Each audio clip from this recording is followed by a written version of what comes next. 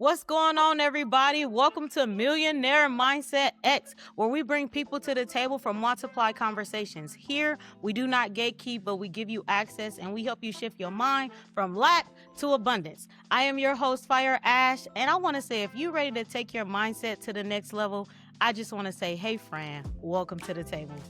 So on today, I have with me my brother in Christ, a man of God who is not just amazing, but he has an amazing testimony, an amazing story. So let me tell you a little bit about Leland. So Leland is an Army combat veteran, an IFBB professional bodybuilder, and a certified fitness professional with 15 years in the industry. He holds degrees in exercise science, sports management, interscholastic sports administration. He is the founder of Iron 252, a faith-driven leadership development brand that coaches executives, pastors, and emerging leaders to develop across every dimension of their leadership: body, mind, spirit, and influence. And so, as I like to ask all of my guests, I want to ask you my famous question: who is Leland beyond the bio? Man, great question. First, thanks for having me, and praise God.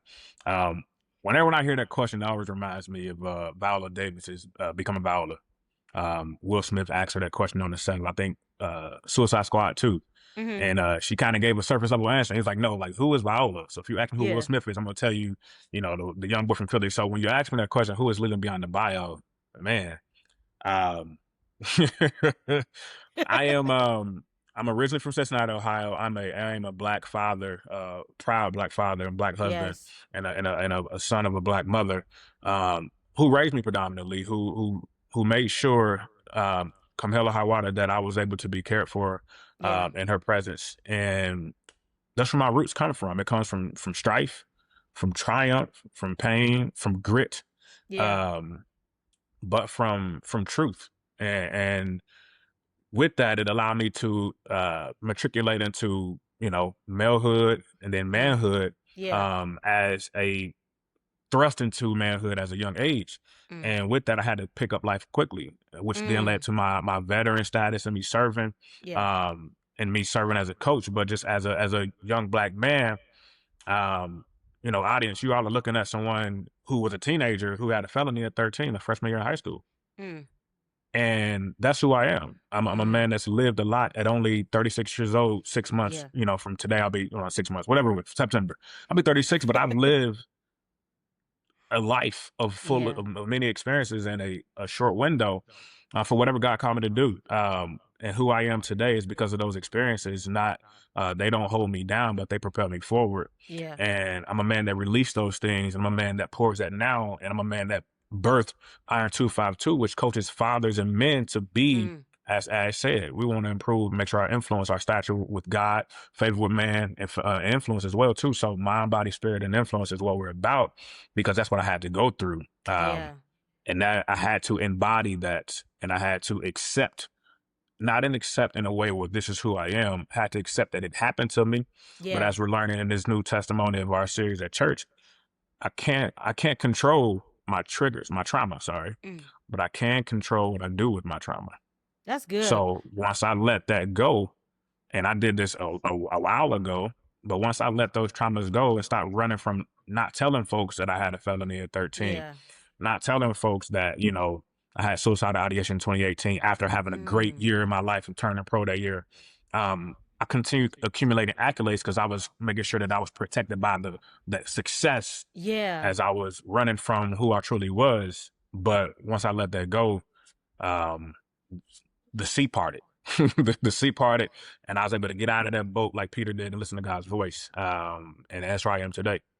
That's good. Now, I just want you to know, as I said before, I have so many questions, and it's like the more that you talk, the more I want to ask more questions. So one of the questions that I want to know is, you said you had a felony at the age, I think you said 13 years old.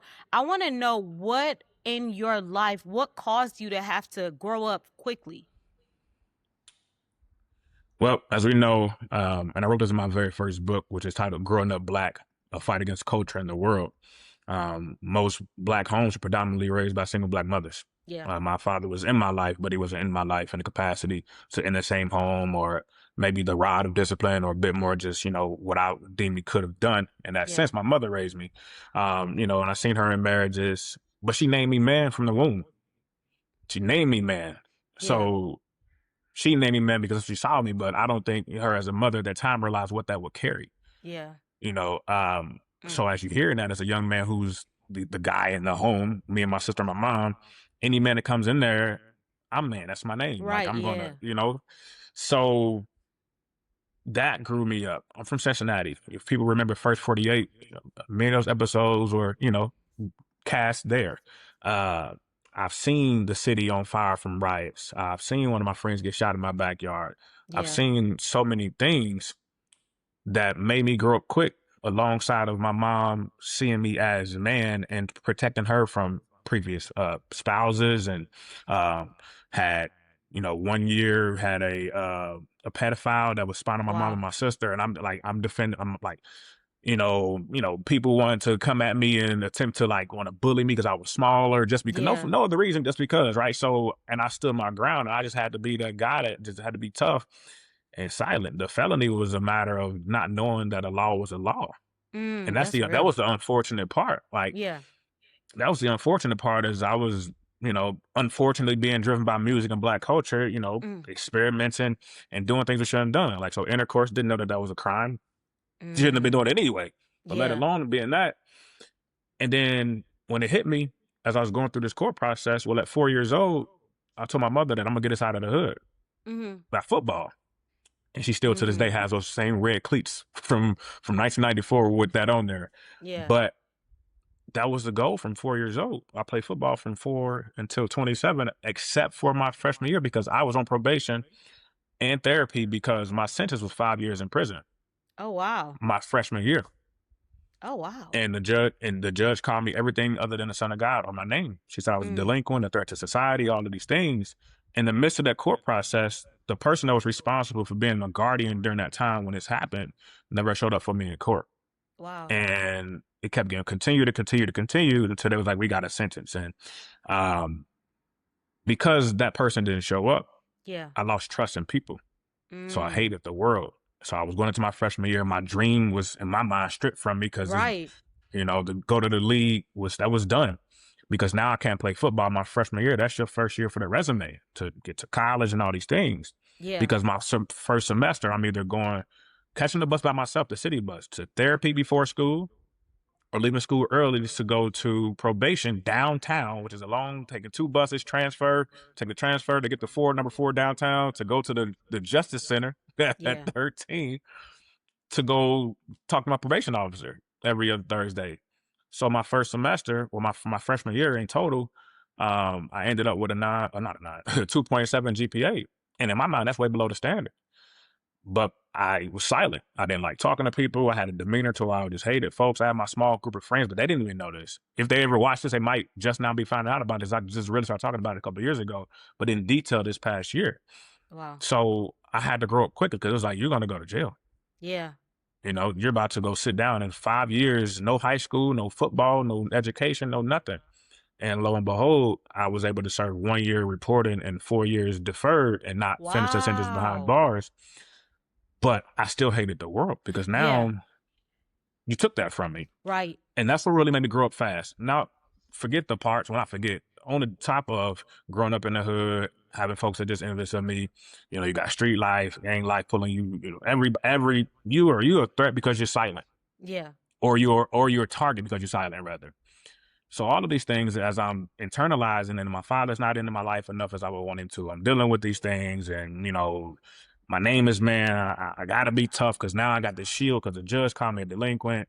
I just don't like folks because everybody's suspicious to me now. I don't trust nobody.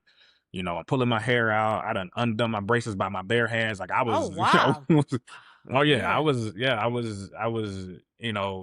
but God, I graduated 4th in my class with a 3.7. Wow. Right. So talk about turning a story around. Wait. At this time, you still hated the world, even when I graduated. Wow. And I had 1 year I did 4 sports in high school, but I was a three sport athlete predominantly. You know, graduated fourth in my class from a 2.7 freshman to a 3.7 when I graduated. Wow. Honors, National Honor Society. I could have went to any school in the country, you know, at all. My GPA was, and I'm talking about sports wise too as well. Yeah, My wow. GPA granted me access across the country because I had a 3.7. So by standard for NCAA, I was able to go anywhere I wanted to. Yeah. But I still hated the world. I still felt like I was ripped of a part of me. So I just didn't trust people. So now I had this anger, this aggression, this grit. You know, you know, then I'm already smaller in statures, but I was strong, but I was smaller, you know. So I got to be defensive, you know, in my mind. I got to be tough, you know. Rap music really led me a lot, you know. That was I love 50 Cent. So you can imagine at that age, I'm writing rhymes, and it's all about aggression, hurting folks. I'm mad. Yeah. Because I had to. And then my name was Man. So like I had folks that just wanted to fight me just because, neighbors and all. Yeah. My mother had a spouse that stalked us. So I had to protect the house from that. So you're talking about like why did I have to grow up so quick? Yeah. I had no choice. I had to protect my sister and my mother. I had to protect myself. Wow. I had to. What was I gonna do? Like fold? I can't fold. Then you're really gonna be seen as weak.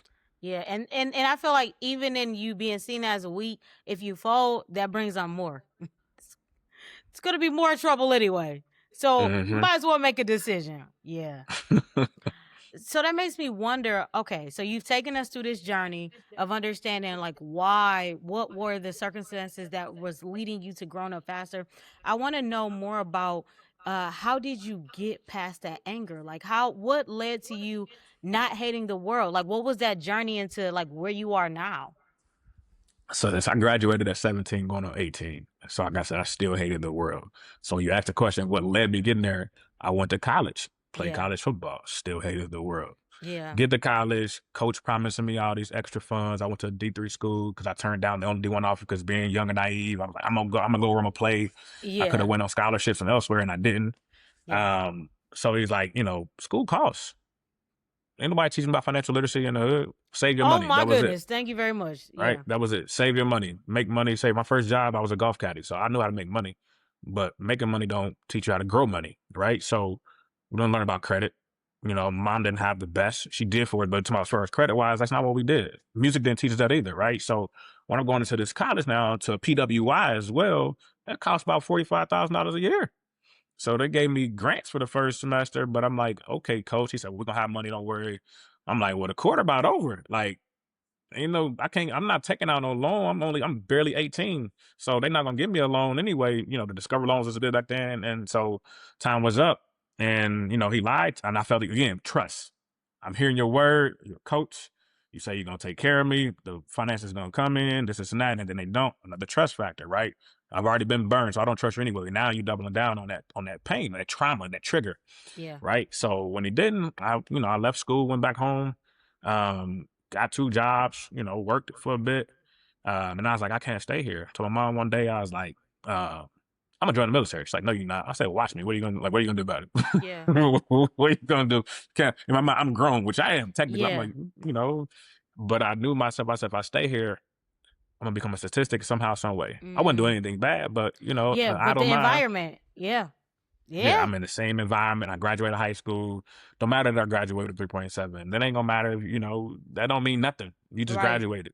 Yeah. So when I went to service, I was trying to get out of there as fast as possible. You know, representation matters. So when I called the Navy first, they were going to take too long. I went to talk to them for a bit, called the Army, went back home. She was excited. I said, the Navy said going to take about 6 months. She was like, good. I said, I'm going to call the Army. So I was like, that don't mean nothing. I'm calling the Army. So I called the Army. His name was Staff Sergeant Clayton.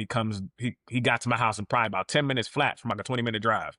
Oh, wow. That was fast. So he shows up, Black brother. So representation matters. Black brother, he's decked out, I don't know what they were at the time, but he's got awards on and tabs on. I'm like, whatever you do, I want to do that. I want to be a part of that. That's funny. Yeah. Right. So we go and do a practice test. He tell me some cool things, show me some people jumping out of helicopters and whatnot. I'm like, I'm going to do that. Shooting gun. Like, I want to do that. Right. Yeah. So he said, well, when do you want to leave? I was like, tomorrow. Like, you can't do that fast. I'm like, look, I'm trying to get out of here, dude. Like, so, long story short about that part. End up going and serving in the United States Army as an infantryman, you know, which is people call it grunt. Like, but what's your job? Train killer? Okay, yeah, yes, right. But because I have no idea what what that meant when you said it. I was about to ask, what is that? Yeah. So, but everyone, even at MEPS, they're like, well, you know, with this score, because you get an ASVAB test, you scored so high, you can do any job you want to. I was like, bro, I'm trying to get out of here. They trying to offer me. He trying to offer me, and that's what the staff Sergeant Clay who showed up. That's what he did. He was like, I'm infantry. I'm a red beret, which means I'm an airborne trooper, which means they jump out of planes. You know, I'm like, I want to do infantry. I want to be an airborne infantry soldier. Like, I want to do what he's doing. I want to the red, give me this or that, right? He's the example of what I want to do. Yeah. So he and I on the same accord. So when he takes me to the MEP station, the liaison just trying to get paid, and he's trying to make his quota. So he's trying to push another job. Yeah. He's trying to explain to me, man, you got this score so high, your GT scores are high, you can do whatever job you want. Yeah. I'm gonna give you this much money versus this much. I can only give you, he was like, I can only give you 10 grand for infantry. I can give you 20, 30 grand. I said, sir, I'm not driven by money. I'm from the hood. Like, I'm not worried about no money. Like, I'm trying to get out of here. So he kept pushing. My recruiter was like, just get this man what he wanted to do. He was like, one more time, I can give you 25 grand in school. I said, let me tell you, I will walk away from this desk. I'm not here for no money. Like, I just want to go. So got signed up. It was like, when you want to leave? I was like, as soon as I can. They said, well, the soonest is 2 weeks. Well, my mom said, I'm going to be out there in 2 weeks. February 9th, I was gone.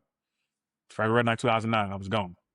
Graduated 08, February 9th. So I went to school, came home, worked 2 good jobs. It was like, I just can't get out of there. February 9th, I was gone. Yeah. And I still hated the world. This is crazy that you still hated the world. Wow. Keep going. So because these decisions were now like, I'm going to control my life now. Because guess what happened? Remember, I had that felony at 13. I had a 5-year sentence. That's from 13 to 18. It's a juvie record. And then they seal it.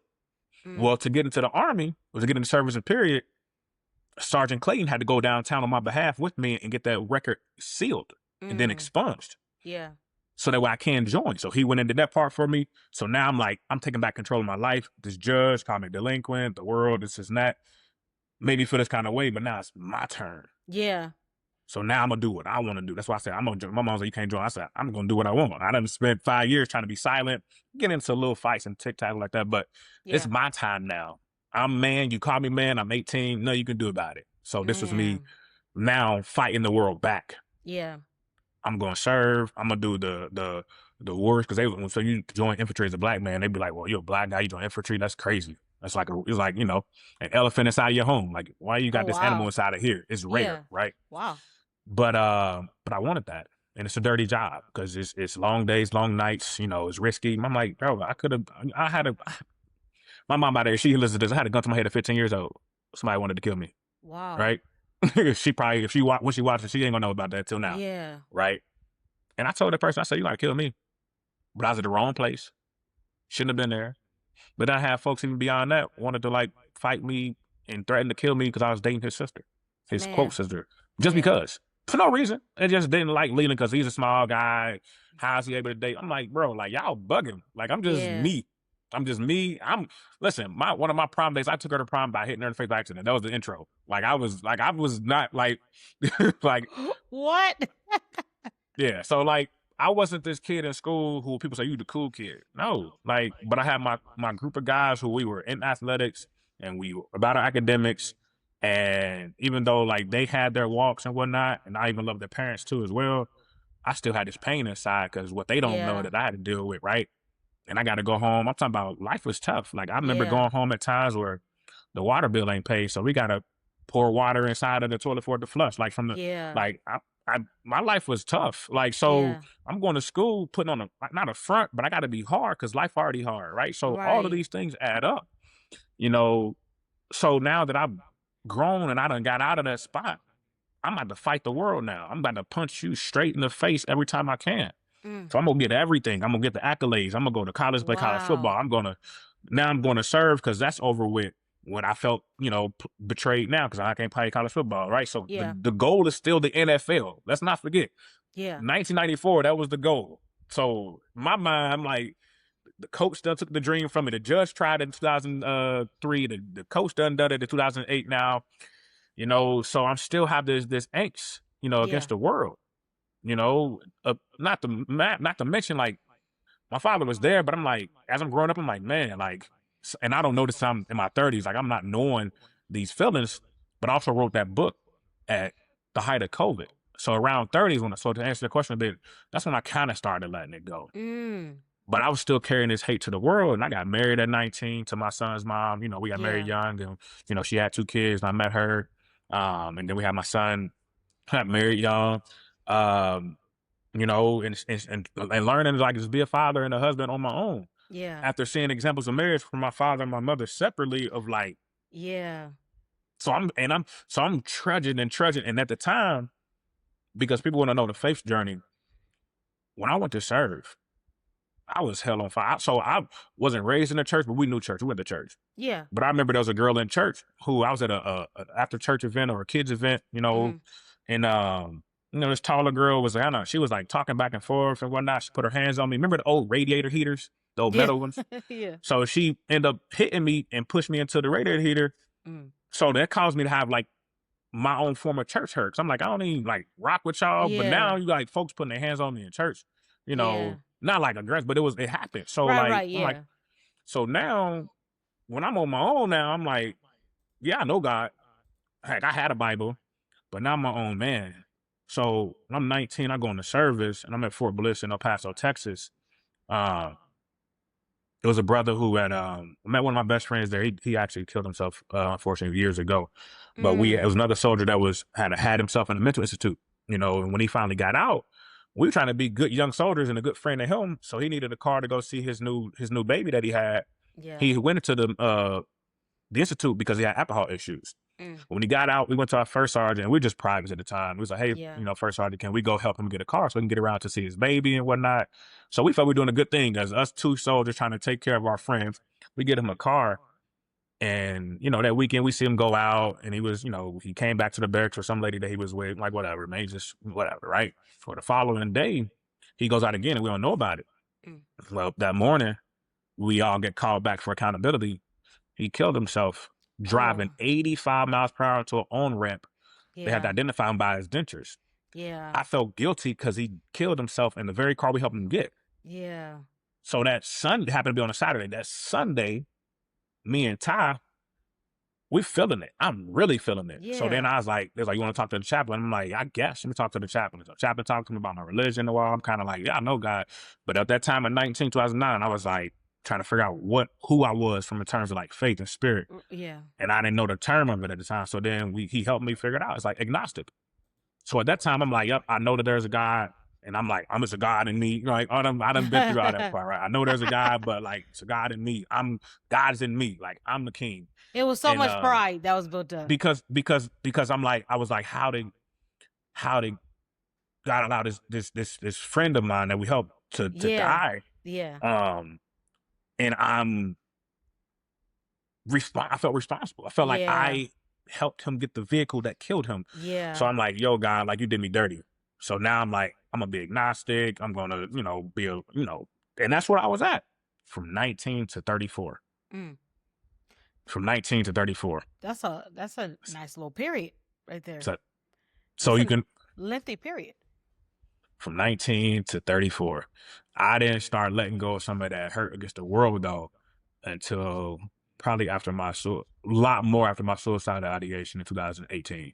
So 2019, after me and my son's mom, when we split, you know, I'm still going through trauma with that. But that was probably when I first started letting some of it go a bit. And then when I hit 30, I was really like I finally wrote that book. Cause I was writing that growing up black. It was going to be this long book. I kept writing it, throwing it away, writing it, throwing it away. I went to IHOP one day, I'm writing it, throwing it away. And then when COVID hit, so I became a teacher. So after the service, I also became a teacher. So I've taught at the classroom. Yeah. So, and I came from as a teacher with a military background, not the traditional way. So, and I taught in Title I schools with brown and black children, with young black men who don't have fathers. And so I'm there from military background, professional bodybuilder, you know, big stature. And I'm like, I'm not taking no nonsense from you young men. So different vibe. So I wrote that book at the height of it and I condensed it. I just got to get it out. It was growing up black, fight against culture in the world. And I just really much what we just talked about, I smashed my whole like adolescence and middle adulthood into that book. And it talks the same things that young men were delivering right now. I talked about it in my book on how our moms thrust us into being a man of the house or the neighborhood, and how the world sees me as a threat to my black man, but the hood sees me as I'm either gonna be on one side of the fence or I'm either red or blue, right? Yeah. And when I turned 19, when I went into service, you know, again, this thing, and I love this part. I know God is amazing. Like, so when I got to El Paso, I got blessed in to the Bloods Interesting. because I already put in work. Like, so it was like the grit was there. I shown who I was. I was down in El Paso, Texas with street teams promoting clubs while I was serving too. While I was serving. So like, Wow. yeah, so I guess I'm So much 19. life has been lived. I'm 19. Yeah. These people done took my life from me in that sense, that judge and whatnot. So now I'm taking stuff back. Like, I'm letting all this aggression out in how I Yeah. live now, right? So, you know, like I said, I wasn't like the cool kid in the school. Like, people didn't like me because they didn't like me because I wasn't cool. They didn't like me because they knew me, but they also knew that I didn't like them. I just didn't like anybody because the judge messed up with everybody. He messed it up for us all. she messed it up for everybody. Oh, it wasn't her. She messed it up. Oh yeah, she messed it up because now I'm like, I ain't talking to nobody unless they're real close to me. Like, I don't trust none of y'all, not even family, right? Yeah. Except my mother, my father, my sister, and my first cousin. My first cousin had a very heavy impression on me. You know, and it's like an older brother to me. But yeah, so I'm like, I was blessed in, you know, so like I was living a double life. Like, I'm serving as a U.S. soldier, but I'm also like, so. And then I joined my mom's in the motorcycle club as well too. So I'm like affiliated with so much, right? Acting a plum fool. Yes. Plum fool. And just in total.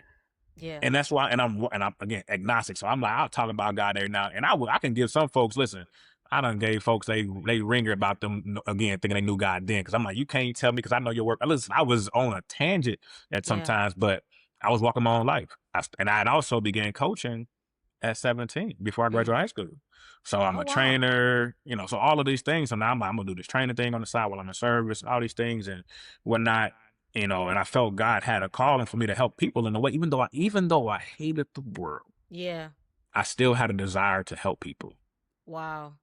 Because my heart had always been big, which is why it was so painful when them Yes. folks didn't show up for me in court. I'm like, yo, Yeah. like, I already love. So now it's like, how does somebody that naturally loves become so mad Yeah. and so angry? So I started letting that go around 30. And Yeah. and then even more pain through which I'm sure you'll ask me those questions a bit later. But I had to, again, from 19 to 34, I was my night. I didn't, you know, I knew God, but me and God was like this. Right. You know, I see you, he see me, but he Yeah. didn't lead me. But I'm like, I talk to you when I need to, but I'm gonna do this. I got this. Yeah.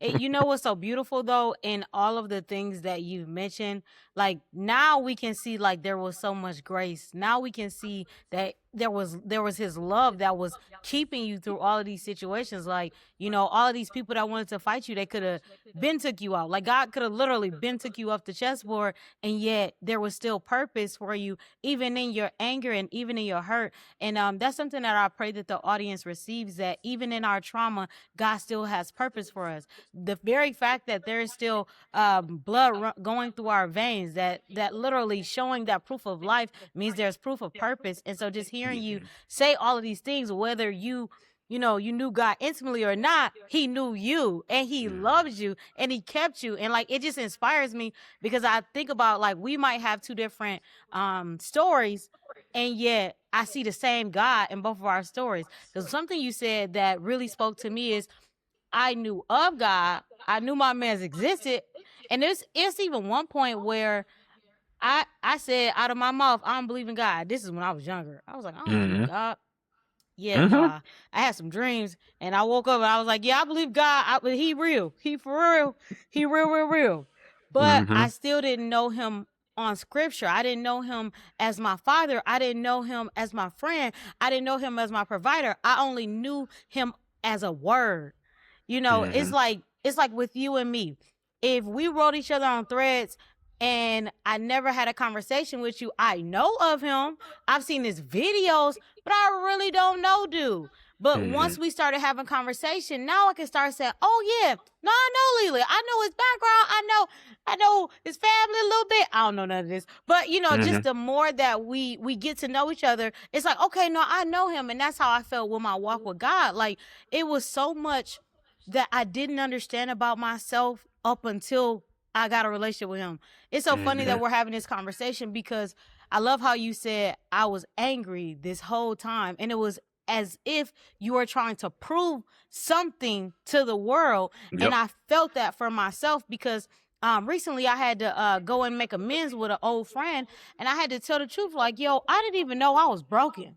I thought I was good. You feel me? I thought my heart was pure. I thought my heart was good. Whole time I was broken. Whole time I was being a victim. Whole time I was making everybody my enemy. And it was so much that God showed me, like, that I was, because of the trauma that I experienced, I was reflecting my trauma instead of reflecting his light. But I thought that I was reflecting it, but I wasn't at all. And so I want to know from just your story, I want to know, what was that salvation moment where you went from I know you to I know you? Like, now I really want to get to know you. Man, listen, hey, buckle up, audience. This is where we get into, because so I told you my first marriage, I was 19 with my son's mom. We spent almost 10 years, you know, in that. And then I had a second marriage. You know, we dated for quite some time. I moved here. You know, I'm on a long distance. I'm moving to Dallas. You know, me and my son, I packed up my Camaro and drove from Ohio to here. Like, and that was in 2019. And her and I were to get married in 2021. Yeah. We were supposed to. And I was like, I noticed some things, and I was like, well, we're gonna take a step back, and that caused an issue there. But nevertheless, you know, spun the block and actually got married in 2022. It shouldn't have happened. Let me say that first. That marriage should have never happened. There's too many signs. And I'm tell you why it shouldn't happen, especially for my men. This is why I coach men, you know, and I want the women to be lifted and exalted when I say this. And the men need to be exalted more and hear this. And the fathers that have young children need to hear this as well too. When we know in the word, when it says that the child will bear the responsibilities of his father, that's Bible. That's law. I love my father. My father had his ways. My father was some, you know, people would call it the Rolling Stone, right? So, and you add that with the fact that music teaches young black people and black men to be lustful. When we spend our time around, you know, idolizing the body of a woman and the opportunity to try to practice procreation, for lack of better, like you did, right? So my relationships, especially even in high school, but as I became an adult, my relationships, especially my second marriage, was crowded and clouded with, I want to do this, I want to do this marriage right. Her and I connected, but our connection was even lustful. She connected with me and I connected with her, but she connected with me in a sense of from bodybuilding. So she had this lust after me too as well too, and I played into it. Right? Because I'm like, I'm him. Like I'm gotten this size. Listen, I graduated high school. Listen here, folks. I graduated high school at 138 pounds. Right? If you go to my IG, you got to scroll quite a bit. But you'll see, I end up at one point amassing 230. Wow. 230 at about 12% body fat at that. So I'm like solid. So like my ex-wife, her and I, our connection was in fitness to a degree. But even her lust got me, because that's why I'm like, cool, like, of course, I'm turning next. I can kill her I want, right?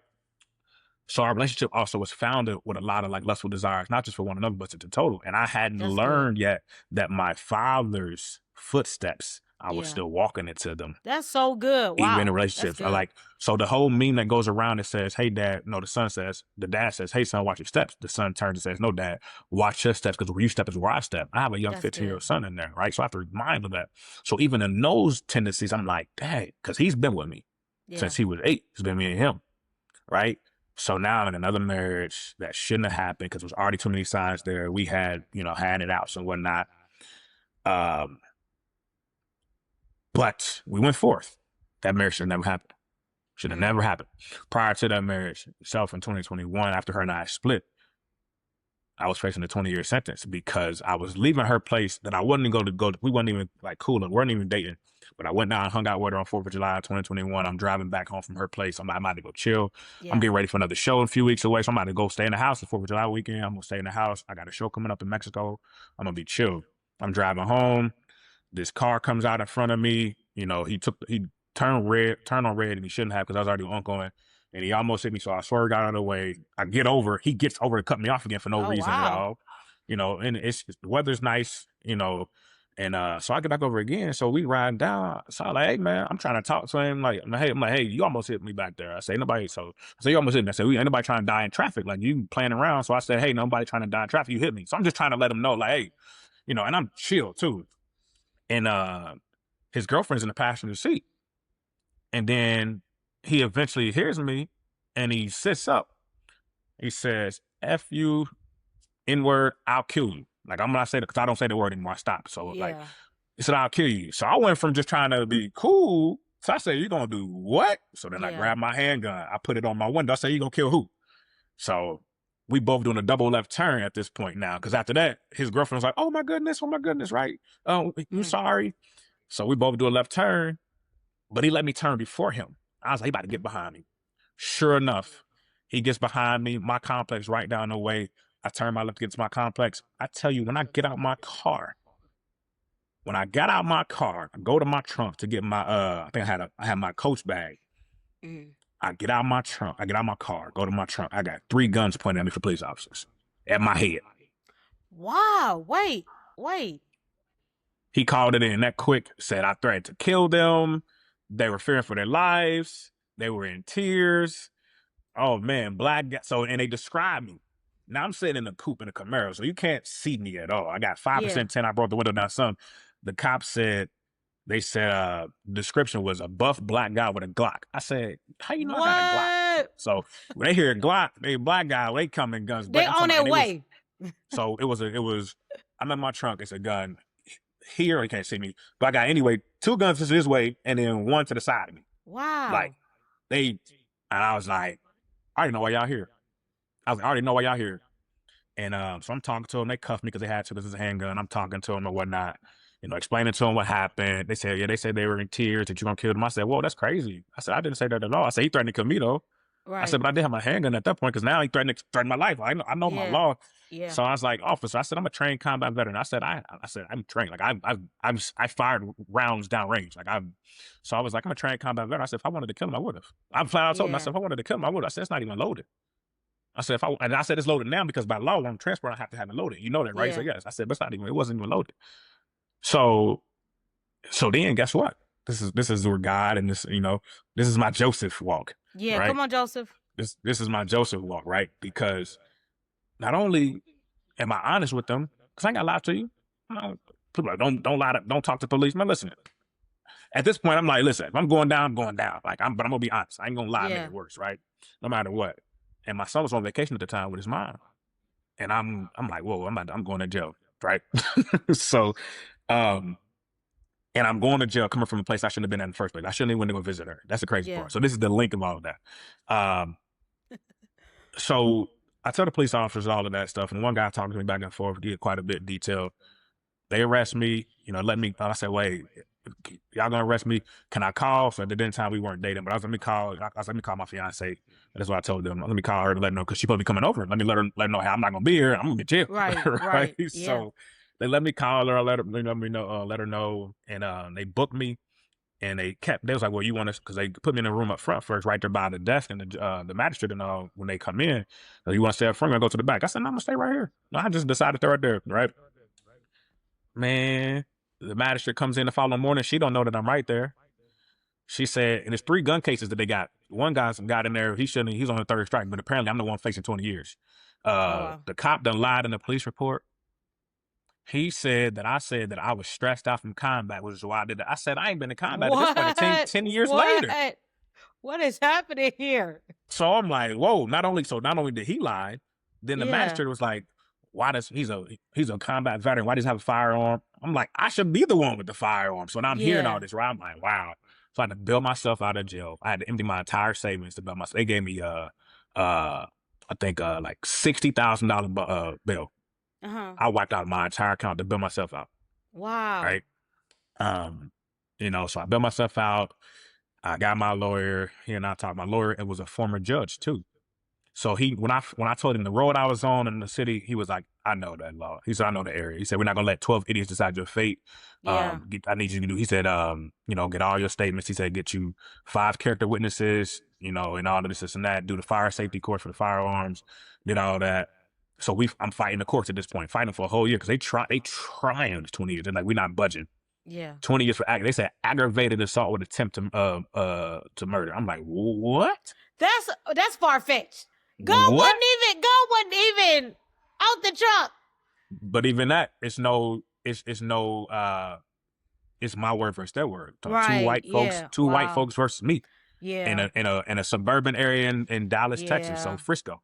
Yeah. So going throughout a whole year, right? So then they finally reduced I ended up accepting the charges at one point because they reduced them to a Class C misdemeanor, and the verbiage is why I accepted. They said displaying the firearm with intent to cause alarm. I said, you absolutely right. I was causing alarm at that point. Yeah. So I had to serve, that sentence. So crazy enough what happened. So we were talking about this, how did I go ahead and surrender to God? So he set me down there, right? Got out of the 20 years, served 1 year. My firearm got confiscated. The following year, her and I spent the block. We got married. We eloped. And that marriage itself. Wait, was this the first wife or the second wife? The second one. Okay, got you. Okay. Yeah, so like that 2021 issue, I was leaving her place. That's when this all happened. Got you. Okay. In 2022, we ended up connecting back together. That shouldn't have happened, but nonetheless, it did. So then, how did I get close? How did I start? This all led to me eventually. Like, let me come home to you, God. Right. So my firearm got confiscated then. Right.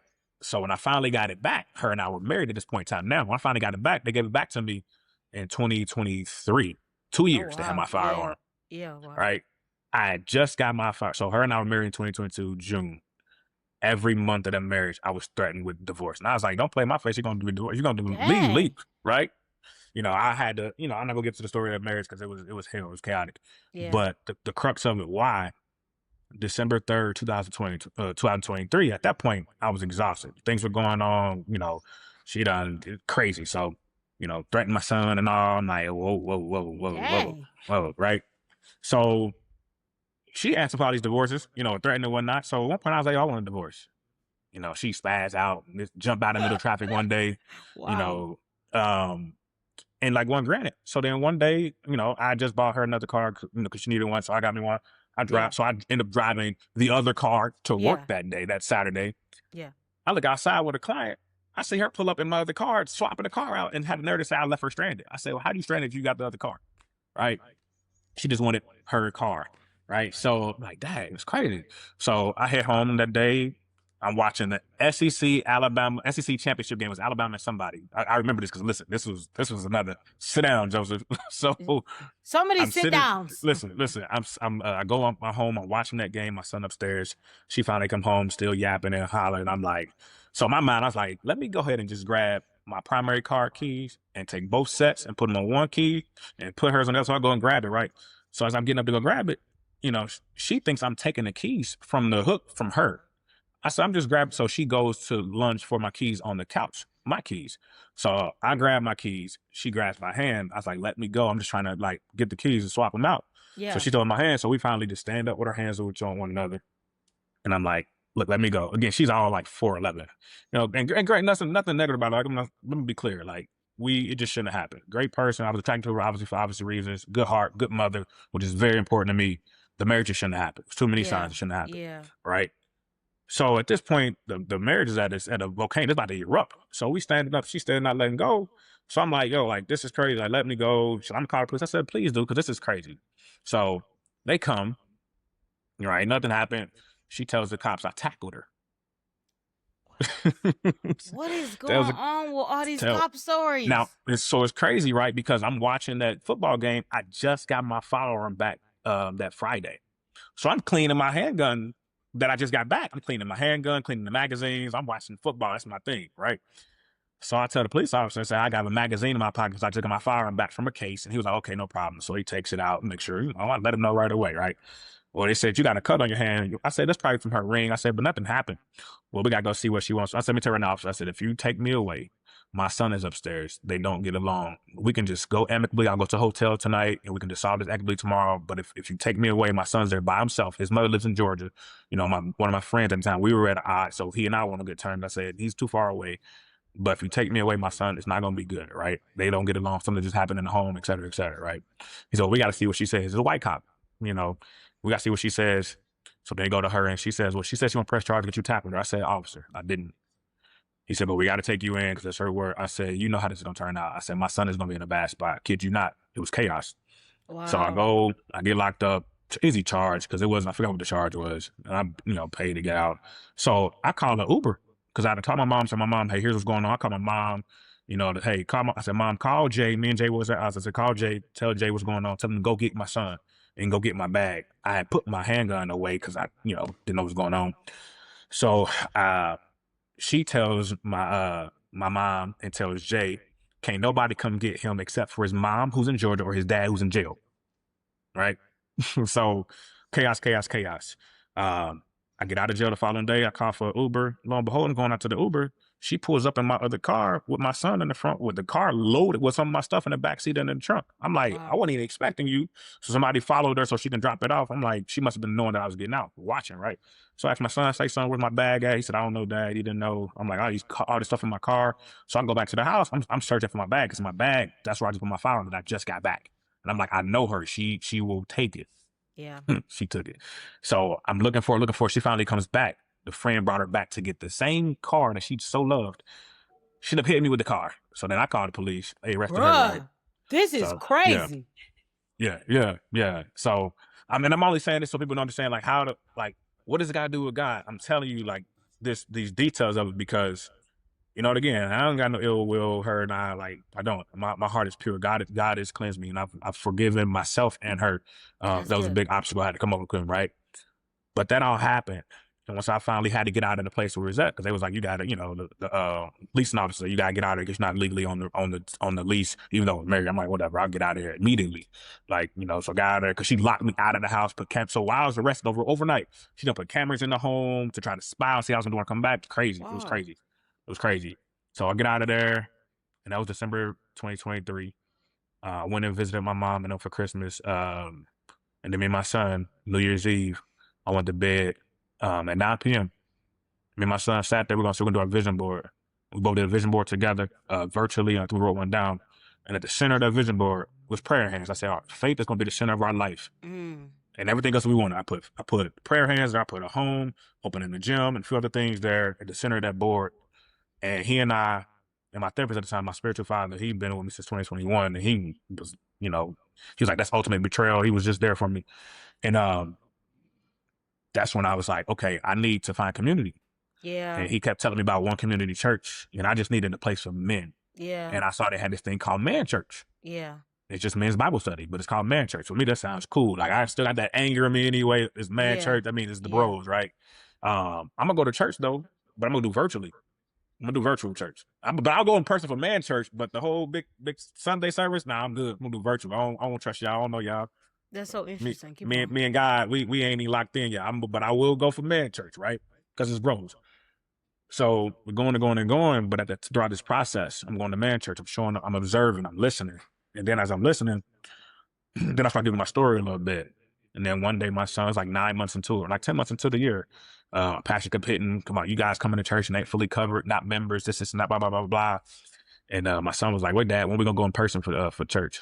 I was like, well, now I can't tell because he done came with me to Man Church. Yeah. So now my son at the time, who was at 2023, he was 13, 12, whatever he was, I think 12.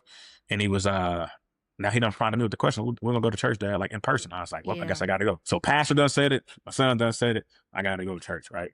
So just prior to that, my group leader was like, hey, Leland, I'm gonna be out. Can you lead the group for me? I'm like, I've done mentorship already. I've taught in schools, but you want me to lead men of God? You want me to lead people in the church? Right. And they know my walk, right? But Polly is his name. He was like, I'm gonna be out. I got something to do out of town with my daughter and whatnot. Can you lead the group? So I just had to lead the group, do attendance, and ask the questions from the prompt, and just kind of make sure I'm trying to feed them the word. I'm still eating myself. Feed them the word, right? So it's crazy. So, but my prayers that year was just, God, whatever you need me to do, wherever you need me to be, who I need me to be in front of, was very simplistic, but very clear. Yeah. That was my prayer. That was my prayer over and over. And I was going through prep for my last year competing. That was 2024 going into that year. And this is my last show. I'm taking 2024 off. I'm competing 2025. So I'm just raising my son, working on getting closer to God, and gonna do my last bodybuilding show and just training my clients, and focusing on me. And then me and my now ex, we somehow should never even I tried to fix it again. Let's try to fix this. I'm in church and this and that, and but I led the small group as he said, and then he was like, I'm making my co-lead. I was like, wow. He was like, so then I'm my coach. So I was like, oh man. So then I did a spiritual gifts assessment, what our church has, and that said everything I knew about my life already. The spiritual assessment had already had confirmed it inside of the church that you need to be a leader, pastoral, ministry, teaching, leading. I'd already been doing this, but the assessment itself from spiritual gifts was like, this is what you need to be doing too for the church. So he made me a co-lead, and then I got baptized the end of the year, December 2024, and after I got baptized, God was like, okay, let's go. Now now I got baptized. And then he was like, you need to be an actual group leader of your own group.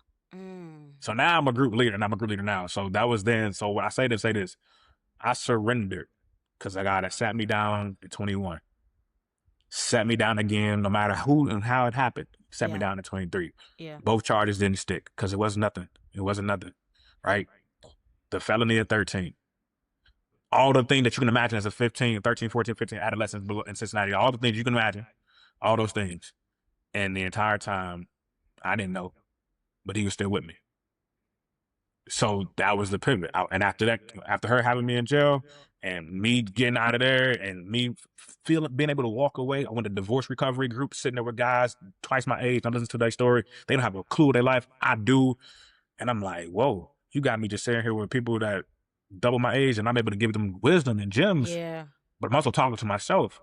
And I'm in a recovery group. Like, I'm actually trying to make a change in my life because my son I'm like, I gotta make this right for him and for myself. And once I just let go, I got baptized, leadership, boom. Now people around the church know me, and they listen. I can go back to her last night, but what I'm saying, folks, is that to answer her question in short,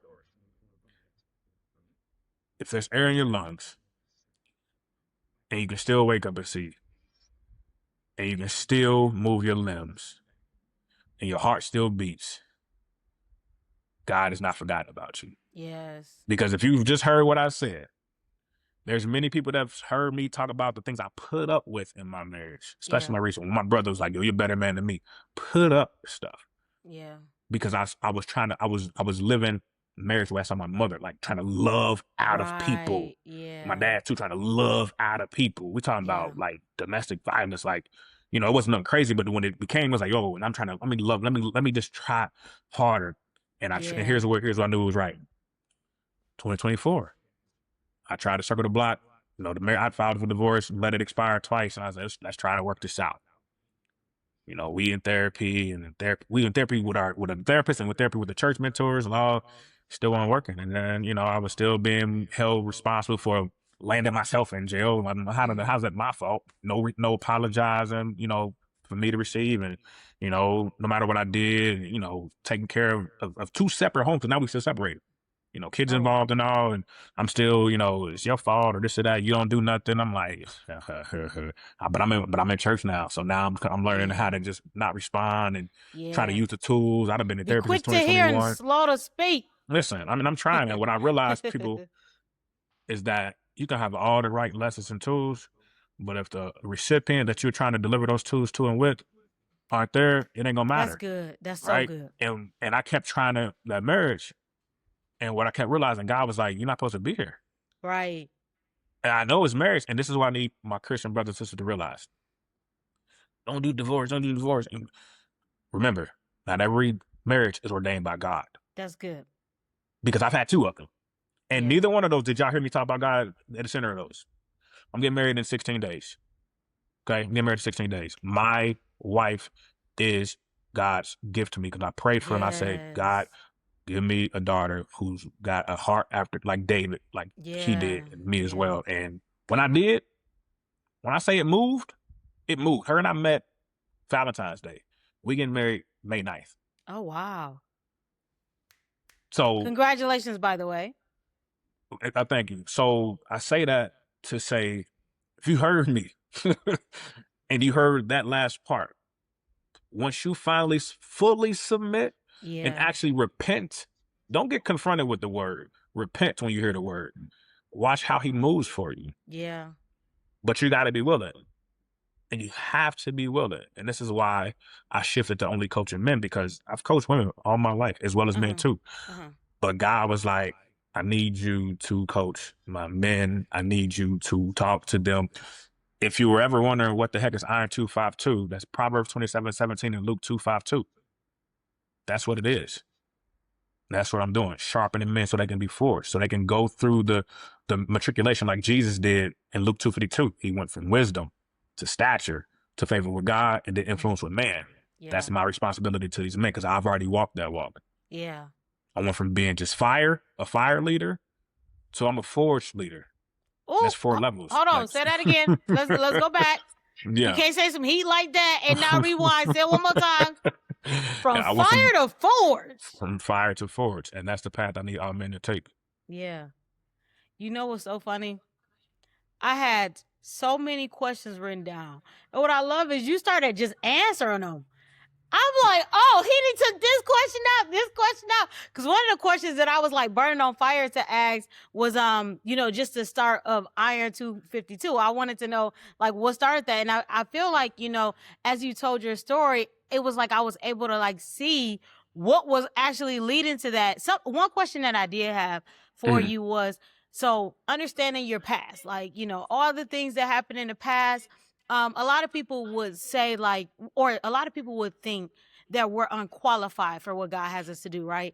And so when they had said, I want you to be my co-leader in running this men's group, I want to know, like, what was the feeling that you had when they wanted to give you this newfound responsibility, even though you have been doing it, in a sense, in the world's way, now having to move over to doing it for God. Like, what was that feeling that you had, moving into that? Great question. Before I answer that question, I'm gonna give credit where credit is due. And this is for my men. Men, get you a woman that's on fire for God's heart, like David was and like you should be. Here's why. Yeah. Iron 252. My business has transformed many names. It was Incredible Fitness at first with the K, because I love tattoos and art. Went from Incredible Fitness for a very long time to Next Level Health and Wellness to Next Level Performance. And then when I met my now wife to be, we had one conversation, well, our first conversation, but our second conversation, I was telling her about, my business and the brand and whatnot. And I knew what she does in terms of working over skills, but I told her about it. I kid you not. I woke up to a Sunday morning and say, hey, so I audited your business. I came up with a name because we went over some names, rebrand. Wow. So Iron 252, I'm Iron 252, but the name came from her. Wow, come on. The name came from her. She said, because I heard you, and she went audited it. She wanted to make sure that like it wasn't already like trademarked, and she audited all my social media platforms all overnight.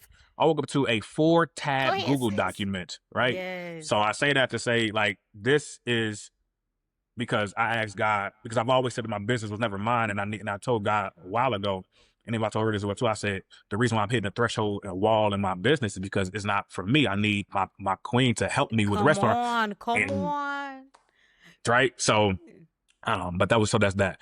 How did I feel when Wait, can I piggyback off of that before we answer my question? Yeah. Because something that I appreciate about, like, couples doing the work of the kingdom together. I love how the Bible says, he that findeth a wife findeth a good thing and obtaineth favor from the Lord. And I've, like, interviewed so many men and women that are married and to learn about their story. And what I often notice, especially in the kingdom, is that literally when God said he'll send you a helpmate, something that I've been informed from the pastors that I listen to, they were telling me some wisdom is that the man, God has given him vision, and that woman will be able to help him steward well that vision. And I've realized even in like me, I'm single right now, but even in my relationships with my brothers in Christ, even some of my leaders, I often notice like God will put me, you know, with men, because like where they got vision, some of that other stuff they ain't got, right? The administrative stuff, I notice like oftentimes God will pair me, you know, with my different brothers in Christ. And it's so funny because the skills where I like flourish, I've had so many times where one of my brothers has given me like what they envision, and then God will give me a download, and I'm like, oh, this is what you said. And so I just really love the fact that you said like you gave her, you know, what you were working on, the vision that God gave you, and then the Holy Spirit literally gave her the download of what this brand actually is. And so that's just a beautiful testament of seeing what that favor looks like, what that good thing looks like, because, you know, you are good by yourself, but, you know, when he brings you together with your purpose partner, now y'all serving a purpose together. And I just want to take a moment just to acknowledge that and say, shout out to sis, because that's amazing. Yeah, no, absolutely. Again, women are force multipliers, and fellas, if she's not able to recognize that, then be patient or don't marry her. And that's okay, because not every the alignment, if it's not there, it's not there. But Yeah. I coach when I used to coach men and women, especially like relationships, I was like, hey, men and women need to know their purpose when they go and actually court, so that way they can say, here's my purpose, and then you can say, okay, well, they align or they don't. It's no bad blood. But if you don't go and know it, if you can articulate it, and if she can't take even a droplet and say, here, because her job is to multiply. Maybe she's not ready. She's not ready yet, and that's okay. And that women need to realize maybe you're not there yet, and that's okay. That's so good. So it's okay, but that's a learned thing. So yeah, but your question was great. Like you asked me how did I feel, because about being unqualified. Myron Golden said yesterday, I was listening to him. Myron Golden said, what unqualifies me is actually what qualifies me in the Lord. That's good. Go ahead. All right. Keep going. So I'm not 6 feet tall. NFL wasn't gonna happen. I've been there, so I actually did make it to the practice team in the NFL on my own different path. So that dream did happen. That 4-year-old dream did happen. It was briefly lived, but it did happen. But I'm not 6 feet tall. Yeah. And I always jokingly tell people I'm not 6 feet tall because God don't do perfection. Because if I was, listen, the world would never be able to handle me. Can't be like they couldn't. That's why I can't sing, because they would have been able to handle me.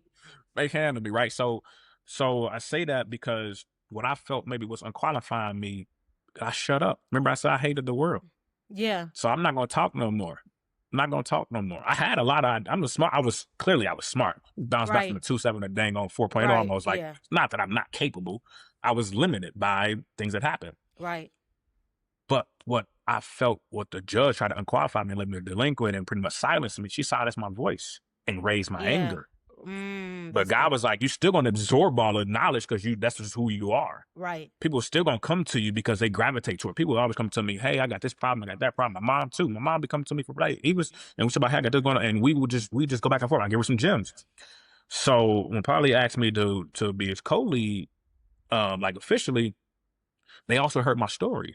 I would talk about how I come to Christ now already being agnostic, already seeing what unbelievers or seeing even how people, and I don't want to touch nobody, I'm gonna come down somebody's street real quick, how Christians improperly evangelize and ain't coming prepared to combat somebody like myself. I was wearing my ox and somebody was like, hey, what are you wearing on your chest? With a whole card with a cross in their hand and trying to like evangelize me without connecting with me first. So I was prepared. I already can fight the word. I've done it. But I also learned I was always able to even read some of the Bible when I was away from God and able to apply it practically to my life and those around me. Yeah. So when he wanted me to be his co-lead, they'd already heard how I was able to kind of like, touch on stories or really have men in the circle and like, yo, I ain't even think about that, right? So it was easy for him. I'm sure it was easy for him. Yeah. And each day of me being a leader now, but that feeling, you said, what did that feeling feel like? Yeah. I actually, and it was 2 parts. I was like, oh, like, yeah, y'all about to get this work because y'all don't know. Because I'm like, in my mind, and I gotta, you gotta be, with grace and God, he continues to work on you. But my mind at that time was like, I'm about to really break y'all down and break the Bible down. I'm gonna not break it down. I'm gonna break y'all thought process because I'm a disruptor. That's who I am a natural disruptor. Like God has always put me in places to be for a moment of time and then I'm out. Yeah. Go fix this system with your disruption and then leave. That's right. Good. Yeah. So actually be the co-lead of men of God who come in there broken and trying to learn oh, I'm the perfect person because I already don't walk some paths that they would never be able to walk. Yeah. So now I got that side, and I'm in faith. They get to see me as, oh, this dude used to do this, and now he's here. So now it was. So I felt nervous because it's like, oh man. But at the same time, I felt like, okay, we're gonna get these reps in now because now that's good, right? So it was two feelings. It was. But I had to stop running because at that point I'd already had visited some monks before. They did some chakra reading, and they was like, "These are the I was special for some reason. I had 2 colors. I was like, what does that even mean?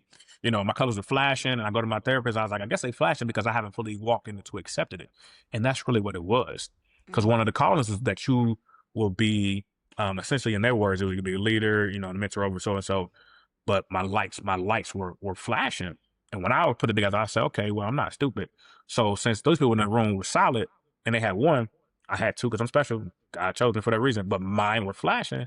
I said they flash because I haven't fully accepted those roles. I hadn't fully accepted that people actually come to me for advice because I'm able to deliver. I'm able to eloquently talk about what it is and make it make sense for them. Right. And that's what God has called me to do. And that's why now in my leadership, and I have the assessment that I have for Iron 252, it all culminates my ability to say, hey, sir, you're a fire leader and you don't even realize it. You don't have no kind of, it's all these things, right? But I'm able to do it because I can talk it. I don't level with anybody. I don't need a level. I've been there. Right. So when I'm talking to you, I'm not trying to level with you. I don't care if you take it or not. God already told me and showed me. He done walked me. I done been dragged through the mud. I done ran away like Moses did when Moses killed those. Listen, I done ran away. So there's nothing that you can tell me about what I'm telling you when you ask me for advice. There's nothing that you can say about me in terms of, well, you're just trying to. No, I'm not. No, I'm not. I have an example. And if it's not my own, I've sat in rooms that people have gave it to me and I've had to internalize and then deliver upon it because that's my skill. Yeah. So when he asked me to do that, I was like, so now as a leader inside of the church, in our men's ministry, I told you before we got on this call, I turned that young man from I'll get baptized when I wanted to, hey, can I get baptized? How can I get baptized? All within 30 minutes. Yeah. That was such a quick turnaround from I'm going to get baptized when I'm ready to, you know what? How can I get baptized? What's the steps? Oh, I didn't already completed the membership step. That's funny. Yeah. So something else that I'm interested in. So as the podcast name, it was The Fruit of Discipline. And the reason I believe the Holy Spirit led me to choose that for you specifically is because I know that something we talked about in the first conversation was, we live by a lot of things according to the Bible, but there are also some things that we struggle with within the church that I don't think we often recognize or speak on. And I feel like when we talk about the fruit of the Spirit, often that self-control and discipline, it might be talked about, but it's not always lived by. And so that was something I wanted to know from you personally. Like, what do you see is a area of improvement, I guess, when it comes to living out discipline, especially as a Christian? Oh, listen. Cut it to us. There's only one way to serve it. And listen, I tell folks, listen, I like my cake. I only know icing, so just give me the cake, right? So I'm gonna give y'all the cake. Discipline in the church, discipline and faith. Here's where it's lacked at. And here's why discipline is lacking, because it's lacking. The first place is lacking because guess what? Christians don't like the worst sin that Christians partake in. Glutton. Yep. That's the easiest sin that most Christians will overlook. Yeah. Overlook. What am I feeding myself? A literal glutton in terms of food, or the glutton of laziness in terms of not feeding yourself things that actually mean something? Yes. Why are you not having a solid food relationship with the word?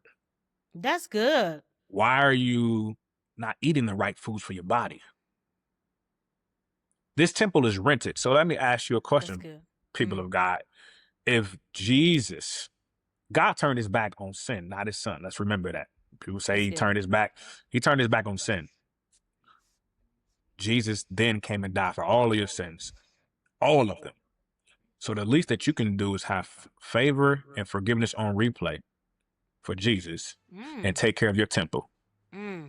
That's good. So when I see the church, people get upset at me, especially I talk at men, especially now. But when I see the church and I see a pastor who ain't got no health and fitness routine. Yeah. How am I going to take your word seriously?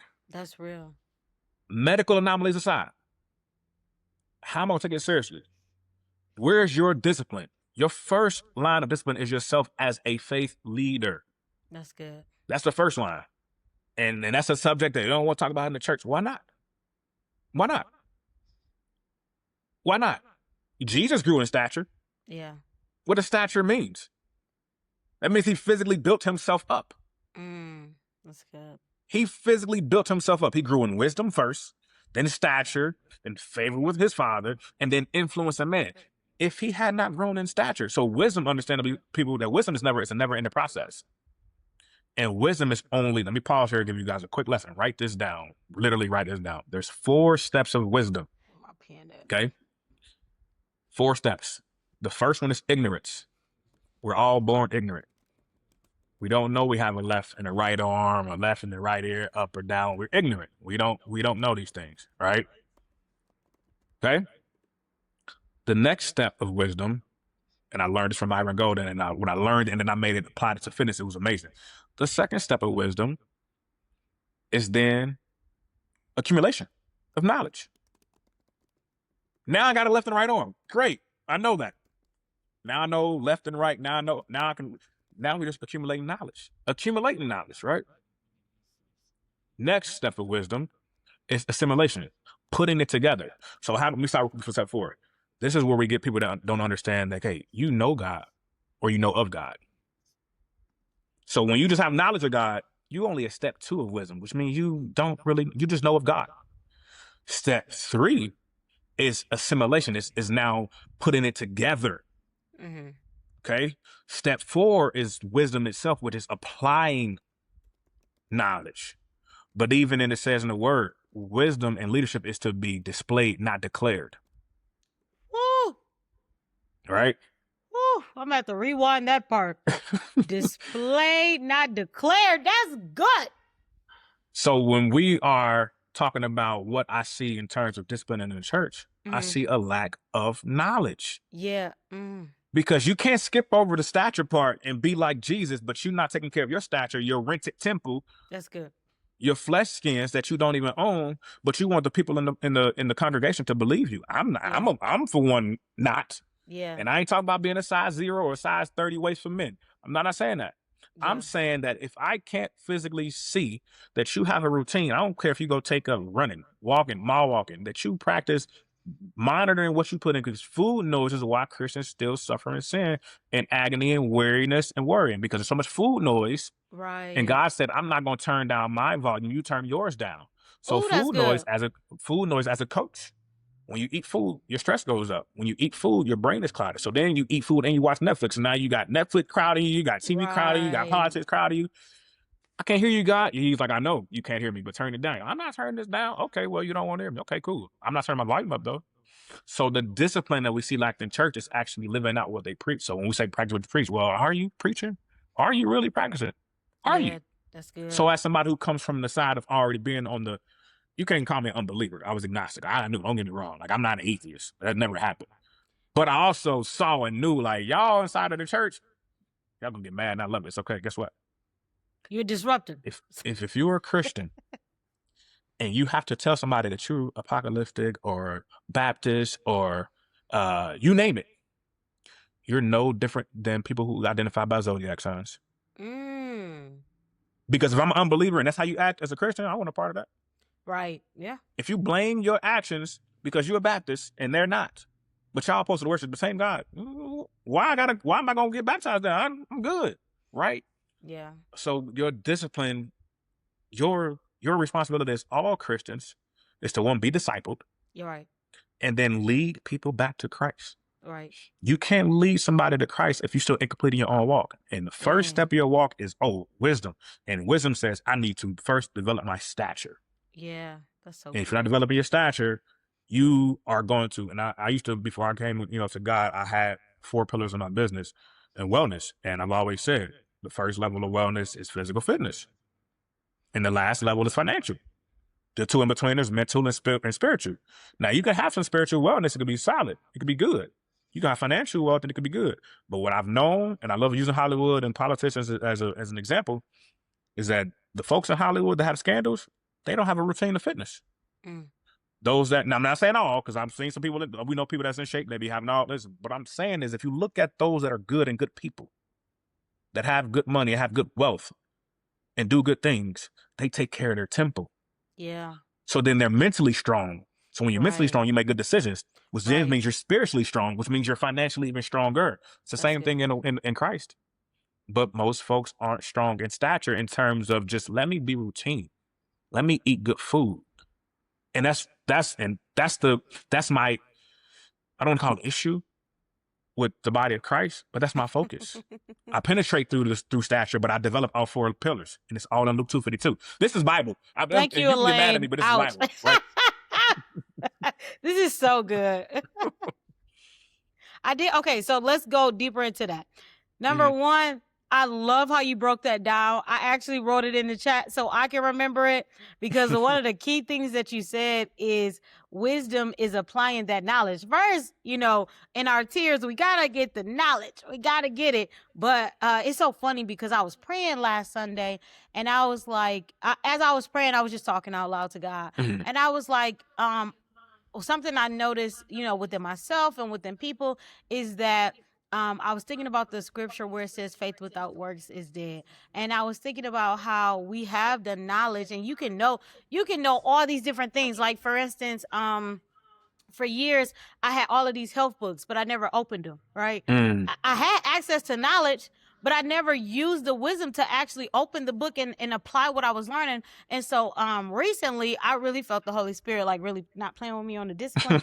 and so I started opening the books. I was like, okay, now I done opened the books, but it's nothing if I gain the knowledge but never apply it. And so I love that you pointed that out. And something else that I wanted to ask you is, so if we put it into everyday terms, because I know you're a coach, so I feel like you can help us out with this. If we put this in everyday terms, what is simplistic ways that we can show up and be disciplined just in the everyday?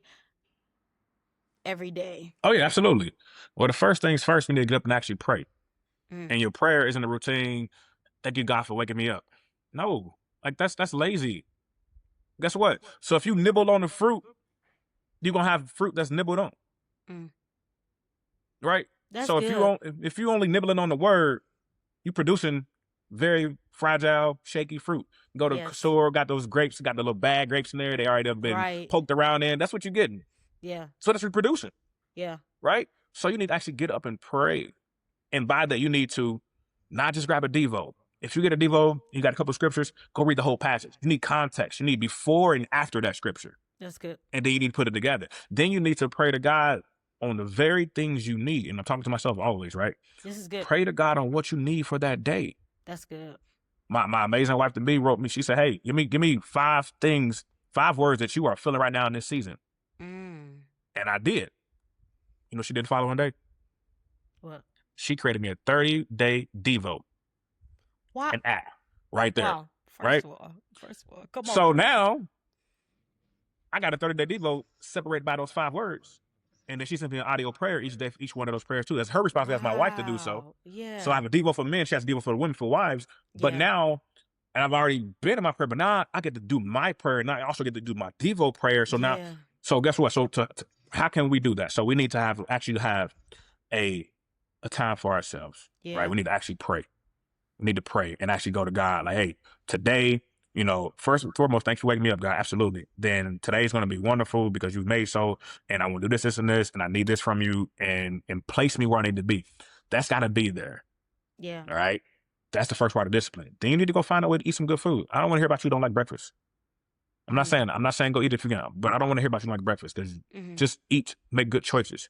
The first good choice is to actually pray.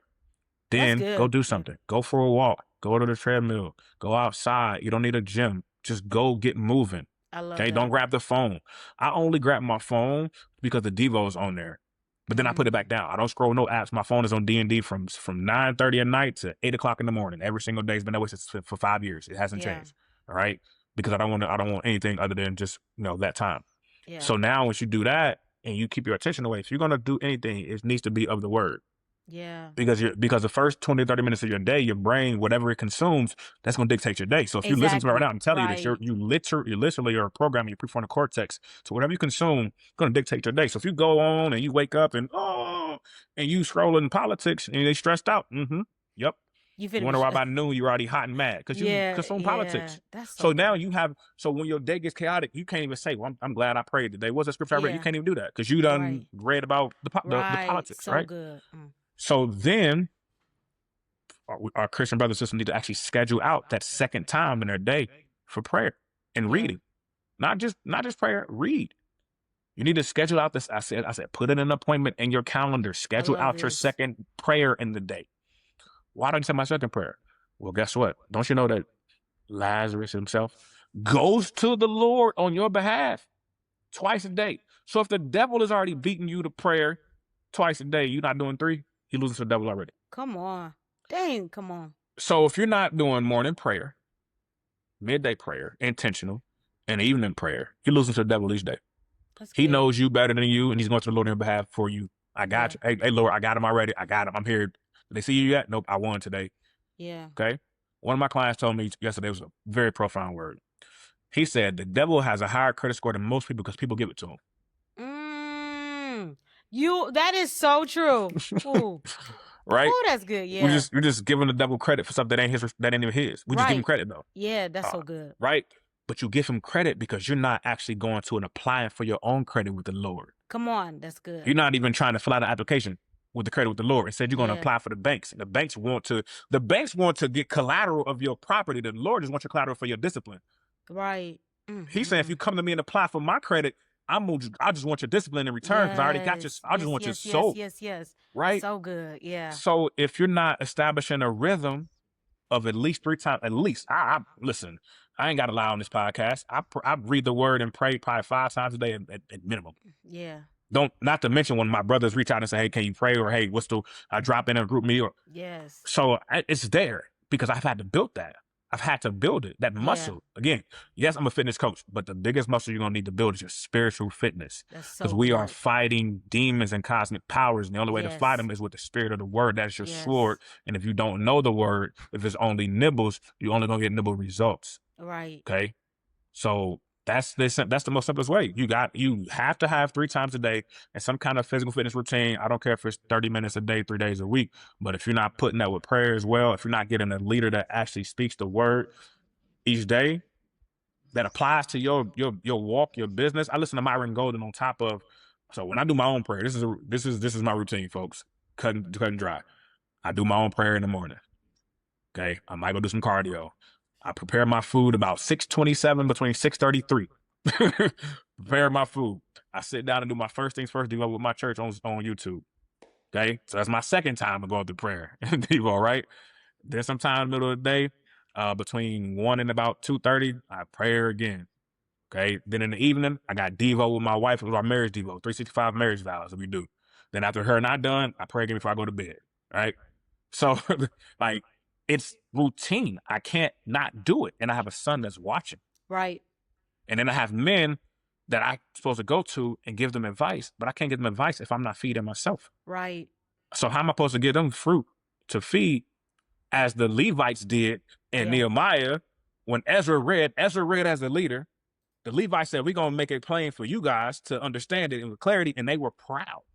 Yeah. They stood for hours, they reverenced the word in the Lord. We don't reverence the word enough. We don't. We got 10 minutes.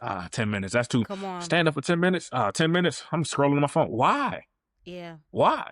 But then you wonder why you're not getting favor with the Lord. And that's why you got to go back to Luke 2:52.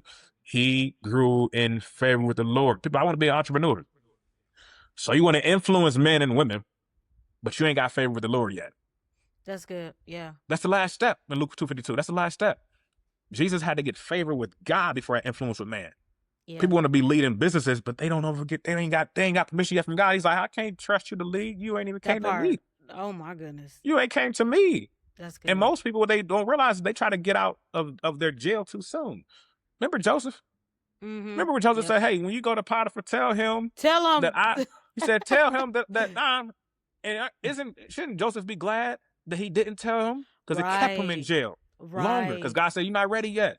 Yeah. Then Oh once he my finally gosh. got out, right? But people try to go too soon when God's like, no. Imagine how I try to walk into this the first time after my facing a 20-year sentence. I wasn't been ready Yeah. today. Right. I had to unlearn father wounds. I had to let go of trying to love the pain out of somebody. I had to let go of my own frustrations on the world. I was ready to leave. I could have led, but it wouldn't have been to where they are now. But Joseph had to get set down.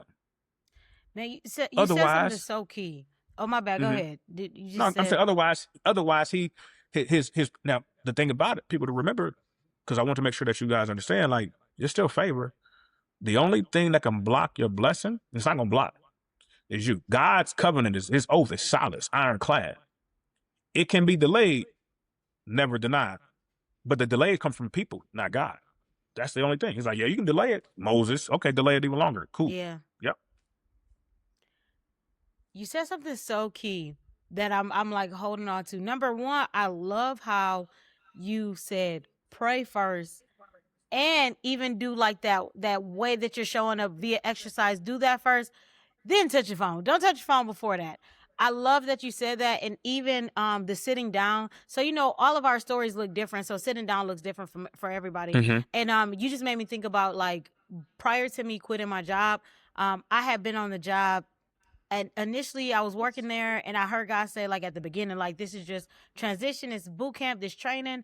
And Mm-hmm. within 2 years, I was like, all right, look, I'm ready to go now. Like, this was training, this boot camp, like, transition me on out.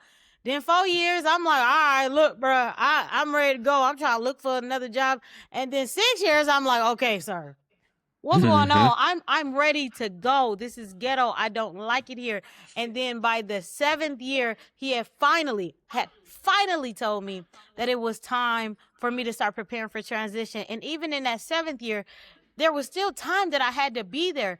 And, like, one of the things that I always tell people is that when God told me to quit my job, it wasn't an overnight decision. Like, it wasn't something he just said overnight. No, he told me to sit still. A lot of people kept asking me when I was there for 8 years, like, why haven't you left yet? I said, until God tells me I can leave, I can't leave. Like, I cannot move.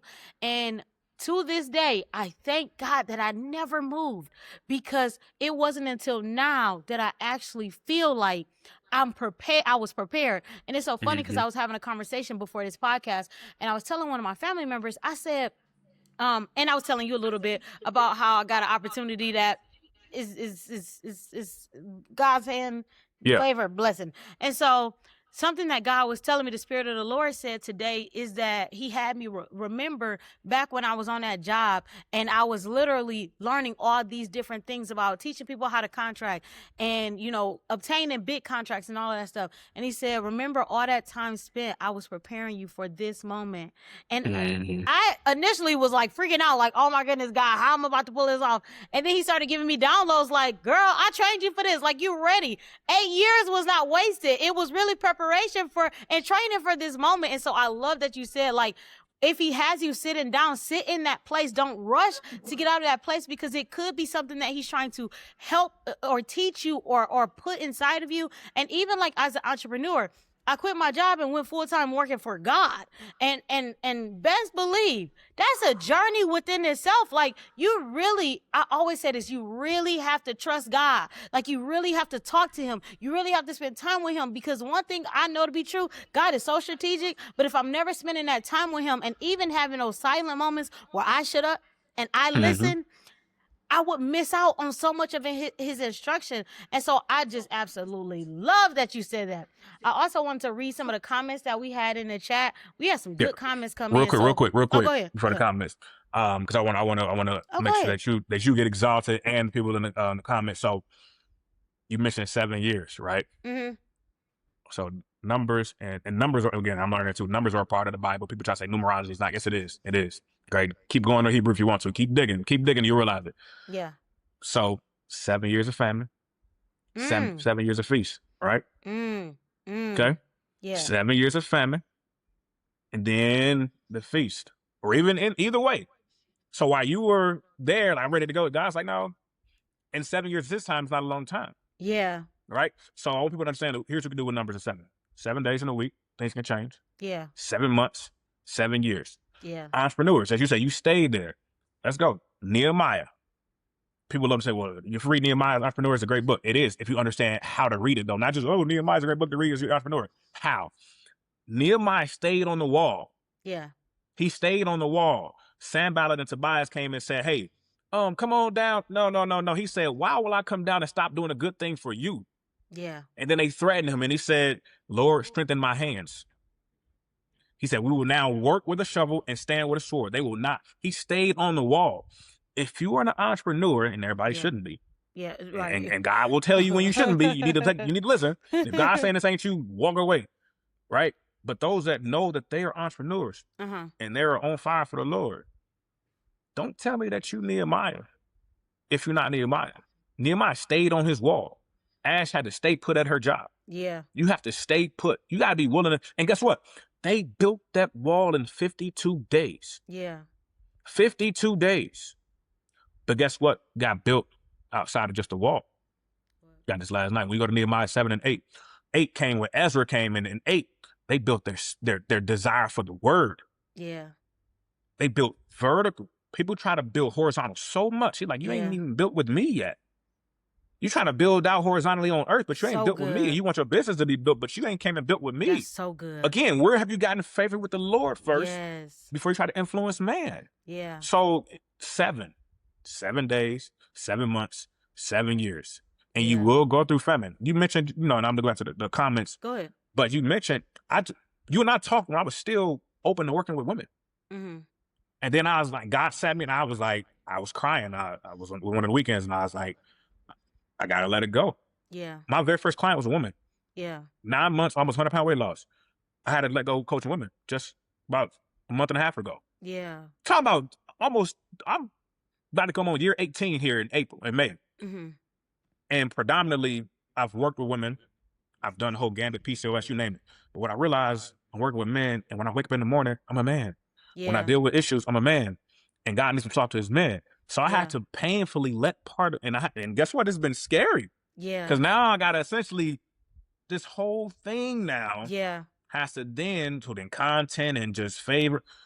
I had to go through it because I was like, no, this is what I want you to do. Yes. And it ain't going to turn into a monetary value yet. But I asked God at the beginning of the year, I said, Lord, and we go to the comments here, but they'll love to hear this. I say, hey, Lord, I said, look, this year, this is before I met my wife, I said, I need to be a river for my family and no longer a rock. Number one. Right? I said, I want to be a river for my family, no rock, and also a river for your church. I want to be able to tithe the church $1 million for my business whenever that comes. Yeah. And I said, I need $250,000 total in business this year. I need $250,000, a home, and a Corvette. Yeah. You know what God gave me? A wife. Come on. And we said at birthdays, he gave me a wife. I don't know where I got you. He's a funny guy. I give you a wife. Yeah. Because that's the key to all of this that you want. He gave you what you needed. Exactly. To access. And that's so good. Okay, comments. I know we have a question in there. I'm going to get to it in just a second. Because that is so good. Like something else that he showed me is that you never know who's attached to your next level. Like it doesn't always have to be like your partner in a relationship. You never know who God is trying to intertwine you with within the seasons that you're in. And I think that's why, as we were talking before the show about that discernment, like that's why that discernment is so real, and just staying in conversation with the Father, because so like going back to what you said about being sat down, even as an entrepreneur, I was still in the famine. Like last year, 2025, at the beginning of the year, that was rough. I kid you not. I was like, man, you ain't called me to quit my job because I'm broke. I ain't got no money. My savings is gone. I was like, this ghetto. But you know what it did for me though? And I tell this testimony a lot. I was studying the story of Elijah, and something that stuck out to me was the story about how the ravens had fed Elijah. And I was like, why did God choose ravens? I was so curious about this story. And so when I was studying it, it was saying, when I studied like the bird of a raven, it was like, this is like one of the creatures that would make no sense to feed humans. So the fact that God was using them to provide for him every day, it was almost as if he was saying, I'm doing the impossible. And so I remember this one week of my life that I'll never forget. I didn't have any food at all. And I remember I had people reaching out to me every day randomly. I was prideful. I didn't tell anybody what I was going through. And so people are reaching out to me like, hey, you want to go out to eat? Hey, I was thinking about you. I'm going to bring you some food. Hey, I'm going to bring you some money. God told me to give it to you. And in my mind, I'm like, these people don't even know I'm out here struggling. I ain't got not $0 in my bank account. The credit cards was calling me and I was asking them for jobs because I ain't had nothing. And then even in that period, God was showing me how the Bible literally, when he says my word is living, I felt like Elijah because I was like, how is it that I'm getting fed from all of these people and I ain't opened my mouth and said anything? And even in that, something about that waiting period, for me, I said I felt like I was in my wilderness season because I was also studying the wilderness.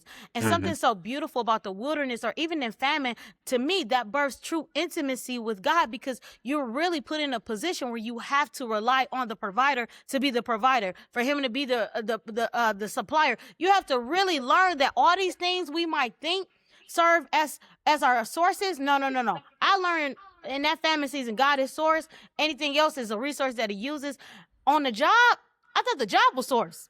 I was idolizing the job above God. But once he told me to leave, I said, wait a minute. Like, I ain't never been in no position where I really got to trust you with all aspects of my life. I mean, a few of them cool, but like when I had to trust every part of my life with God, it was like, whoa. And even stemming from like me being younger, I remember I had men issues, like trust issues with men.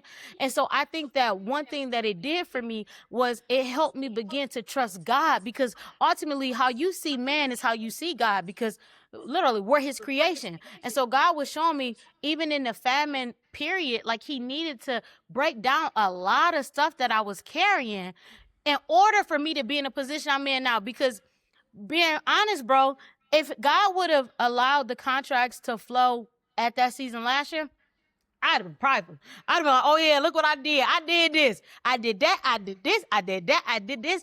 And it was one night last year in March, I had been crying 7 days in a row. I never forget it because I'm not really a crier, but I was crying. I was on the phone with my mama every day just crying like, I don't know what to do. My bills is due. I don't know. And I remember literally, I think it was like on the 7th day that I didn't spend my time crying.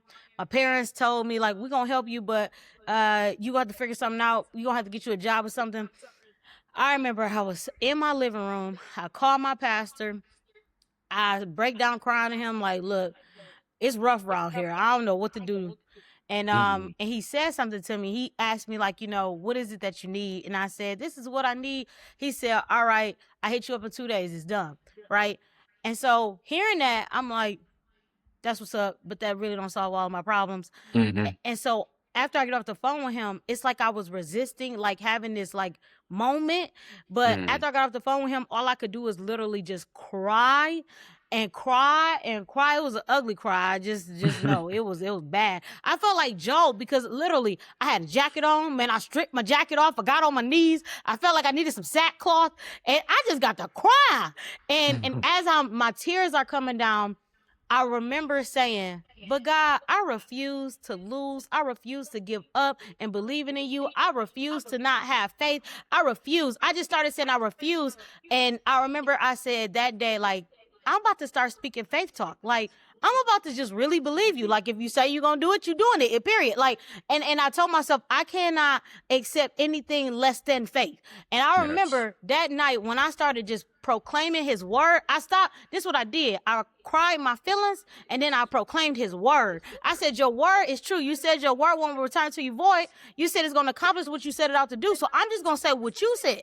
I'm going to hold you accountable to what you said. And it was in that period that I believe, because I shifted, he started moving. I think that sometimes he just waiting on us to shift with him. I think that we be quenching the spirit, and all he needs is us just to flow with the spirit, to give him permission to do what he could do in the first place. It's like literally being in a house and I tell him, okay, come on in. Like, he been at the door the whole time just waiting on me. He been knocking, he been calling, but I just wasn't opening myself up to him. And I remember that night God said to me, he said, now that you've reached the ending of yourself, you can finally see me. I felt that night like I had to die to myself for real. Yes. That was the biggest night I understood what the word surrender meant, because I felt like I surrendered it all. I said, I ain't got nothing left. I ran out of ideas. Everything I tried sucked. So at this point, it's only up from here because we at bottom.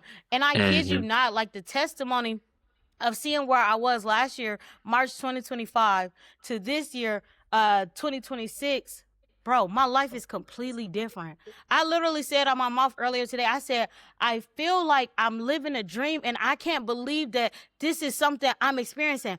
The opportunities I'm getting, I never would have expected. Like little old Ashley from Flint, little old girl who was raised in the hood, could be able to say, like, out of my mouth, these are the things that God is doing for me. And I also believe that it's because he can trust me now. I don't think he could trust me because I wasn't making decisions that were trustworthy.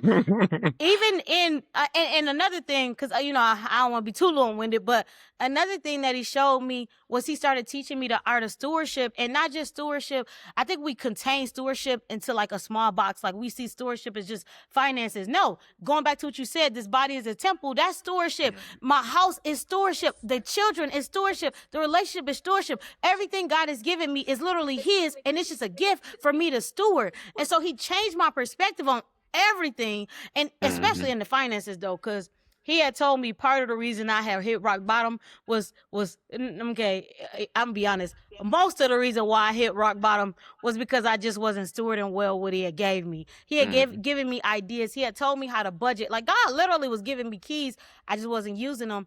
And so now I believe the way that he's moving, I can't afford not to listen. I can't afford not to partner with him, because it's so big that I have to lean on him. So going back to what you said, just a minute ago, I love how you said prioritizing, getting those reps of prayer in. That's what I heard. Like, get them reps of prayer in, because if you aren't, the devil is out here like, well, they ain't putting no work in. I got enough work in. And just once again, another moment of transparency. Yesterday, I was so anxious. I was so overwhelmed. And this is coming from a person who's been literally living faith talk since last year.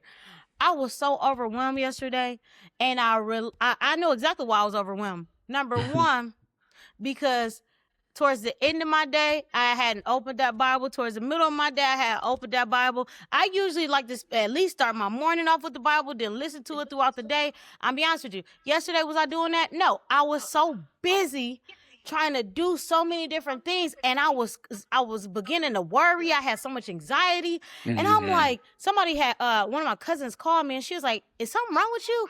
And I was like, "No, nothing's wrong. What's up?" And she said, "You just seem overwhelmed." And I was like, now that you mentioned it, I am overwhelmed. Actually, I'm a little stressed out. Now that you mentioned it, and I ended up getting off the phone with her, and I stopped and I prayed. And I was reminded of Matthew chapter 6, where it says, seek first the kingdom of God and all his righteousness, and all these things will be added unto you. And before that, it talks about not worrying, knowing that, sufficient is enough is in today. No, sufficient. Sufficient are the things that are in today. I'm paraphrasing. But he reminded me of that scripture. Had I not continued to be in scripture, would I have remembered that? Probably not. So I went to bed like, you know what, God? I'm done worrying. I don't even know how I was out here letting myself. It's because I wasn't getting the reps in. I was out here struggling. And then when I woke up this morning, I said, oh yeah, we got to go ahead and put our headphones on. Let's go ahead and get into this book. I need to hear from you before I leave this house. And I saw a difference. Like yesterday, I was literally running around with my head cut off. Today, I was just like, oh yeah, it's good. And I don't think it's a coincidence that after I chilled out, I'm having these conversations about how more is coming. If we would have had the conversation yesterday, I'd have. Yeah, noise. There's noise. Yeah. So I guess I could go and read the comments now. I had to get that off my chest, y'all. It's all good. Okay, so Elaine has said, amen, that is so simple. And she was talking about when you were going talking about the discipline, when you were hitting us with the discipline when it hurt. So she had said, ouch. I had said ouch too, in case you was wondering. She said, that's a huge stronghold in the body of Christ. The control of our belly over our spirit is dangerous. Fasting more, eating less. She also said, pray without ceasing. Prayer should be our heart's posture. That's true.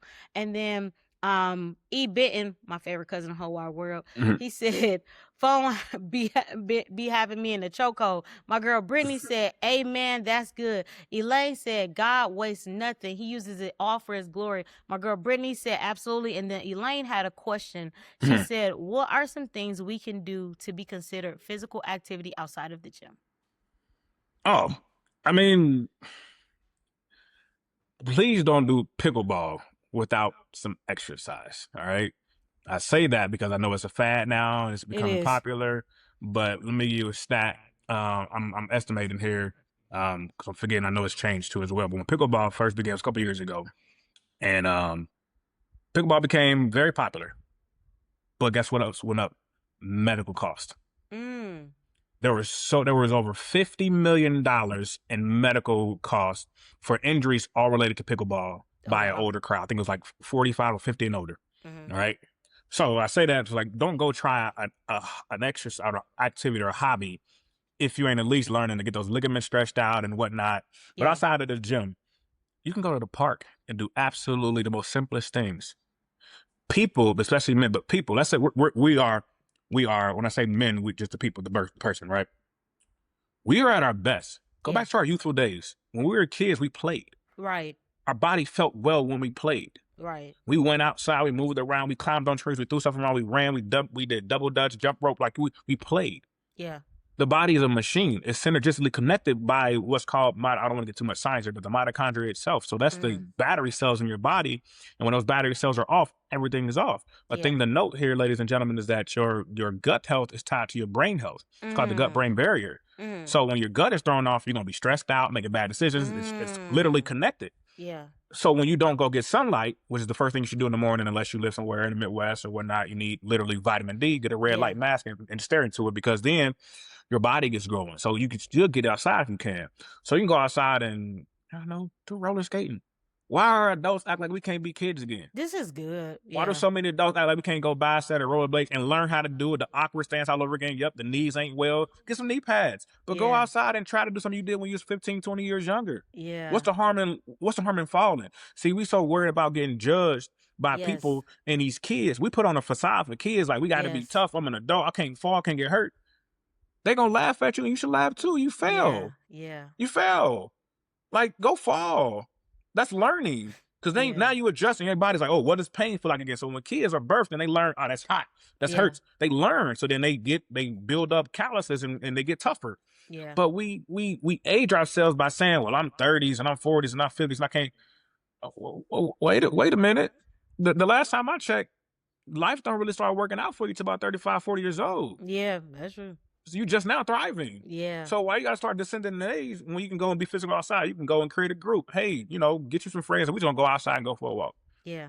You can grab some dumbbells. People make fun of you. Grab some dumbbells and walk and power walk. Yeah. These old folks be killing folks. They be out here walking in the mall 100 miles an hour before the mall open. If they can do it, why can't the middle-aged folks do it? So in terms of tasks or things to do, I'm going to stop ragging on the weighted vest because they're not for people try to say they're for. But if you need a weighted vest, go get your weighted vest and put it on and walk. But you don't need a weighted vest. You just need to go walk. Yeah. But go, like, there's not a thing I say go do outside of the gym that you need a gym for. If you don't like a gym, great. Go buy your own dumbbells, resistance bands, go to the park. During the height of COVID, I couldn't train my clients in the gym. I put a whole gym equipment, essentially bags, in my Camaro. Yeah. I put an ad up. I'm going to be doing training at the parks for athletes that were trying to get back into school for college, and they couldn't go because schools were closed down. So I was training folks in the park with equipment that I bought from Play It Again Sports out of my truck and my Camaro. Yeah. You can go and do a gym in a bag. You don't need nothing fancy. You ain't got to be branded, nothing. We forget that we have the ability to play. Yeah. Our bodies are, we can play. And that's, it's you're going to have these coaches online that's trying to, and then when you want to get beyond that and really want to build yourself and get in a rhythm and a routine, and so that way you can start leveraging time and making, different things happen in your life, absolutely get a coach. If that's what you want to do. But if you just say, hey, I can't go to the gym today, or I don't Yeah. want to. I get gym cultures look weird now today too. Yeah. Just go outside and just do the most awkwardest thing you possibly can. Go try to Yeah. throw a football. It's gonna feel silly. That's real. Do it. That's Go learn. Go to Top Golf and go on the off hours when it's low. And go spend $30 for an hour at a bay and go swing some golf clubs and fall off yourself. Like, go do these things. You're not trying to turn pro. Yeah. You're just trying to tell your heart that, hey, I still want to keep you pumping blood. Yes. Like, so we overcomplicate the idea of activity. So in the Christian, so what we did at our church, and if you're a church leader on here, take this idea. But last summer, going into fall, we had a Choose Well initiative. Our pastor was very zealous. At first, the goal was to lose 5,000 pounds as a body at church. And I was like, even that's a lot. As a coach, I'm like, we got a huge congregation because we got like 6 total campuses or 7. I said, but 5,000 pounds in 50 days, okay. And then he moved it to 12,000. But what we did with that, though, we created a digital book for people to have recipes and wellness guides. And then we had classes at the church. So we do like, you do a HIIT class, a strength class, a walking group. Oh, wow. So it was all, and then it was campus led. So then you had people that, okay, this is just the church. You just show up. Yeah. So we was outside, battle ropes on the church parking lot, dumbbells, mats and all, kettlebells, bands. They had a Zumba group that was doing Zumba. Other group was doing walking. Just activity outside. That's all you have to do. This is not complicated. Yeah. Now, if you like, I got to lose some weight, that's a different story. Hit a little bit harder, need a gym. But we just want to be active. Just go do whatever seems the most goofiest thing outside. Yeah. I promise you, no one cares. No one cares. It's so funny because my grandmother commented, and I was about to say what she told me yesterday. I was at her house yesterday, and I was telling her about how I need to get my grass cut. And I was about to go and hire one of my friends, like, hey, come cut this grass. And she said, Ashley, yeah, you need to just go ahead and get your lawnmower. She said, that's exercise. Go ahead and just get your lawnmower. And I had told her initially, like, I don't want to cut my grass because I don't want to cut it. But then when she said, that's exercise, because I told her was, I work so much. Like, literally, my life has been work, church, home. And I told her, I was like, I need to get back into doing stuff that's just for me, that's fun. Like, I like exercising because it feels like it's my own thing. And so last year, if I'm being honest with myself, last year I didn't really do much exercising. I did more like work and I'm, again, I like to be transparent on my podcast. And that's where this weight came from, because I just was working, eating, church, home, sleep, and I was like, I really want to get back active. And so it's so funny because she mentioned in the comments, she said, amen, cut the grass. Reassurance, cut the grass. So, yeah, she's right. I'm gonna cut that grass. Elaine sent another comment. She said, thank you, love the gym, and a bag idea. One more question. She said, are probiotic and prebiotic and any other vitamins necessary? Whew, almost took me out. Necessary? First, I would always ask age, but because most food is terrible and most people don't understand that their gut health is not where it needs to be, it absolutely is. That's just one part of it, though. Yeah. If you really want to, again, I don't work with women anymore, but it's not going to help. I have a sponsor who we will literally, there's gut protocols that I can give you that you should actually utilize, because it's going to fix you, like I said, at the core, which is the mitochondria level. But to answer your question, they're necessary, especially if you have bad eating choices and also gut issues. Yeah. But what you don't want to do is listen to the social media folks and just throw more fiber. More fiber is never really always the issue or the fix. More fiber does not mean you're going to now have, good bowel movements and lose weight. That's not. Yeah. If you're struggling to lose weight, it's a hormonal issue. Your liver's probably messed up. It's probably backed up. The liver's job is to transport hormones, and if the liver's off, then it can't function well. So women dealing with PCOS and perimenopause or whatnot, the liver's off. So we have a product called Bile Boost to boost your bile acid, which comes from the liver. So let me add in, so we talk about the routine in the day.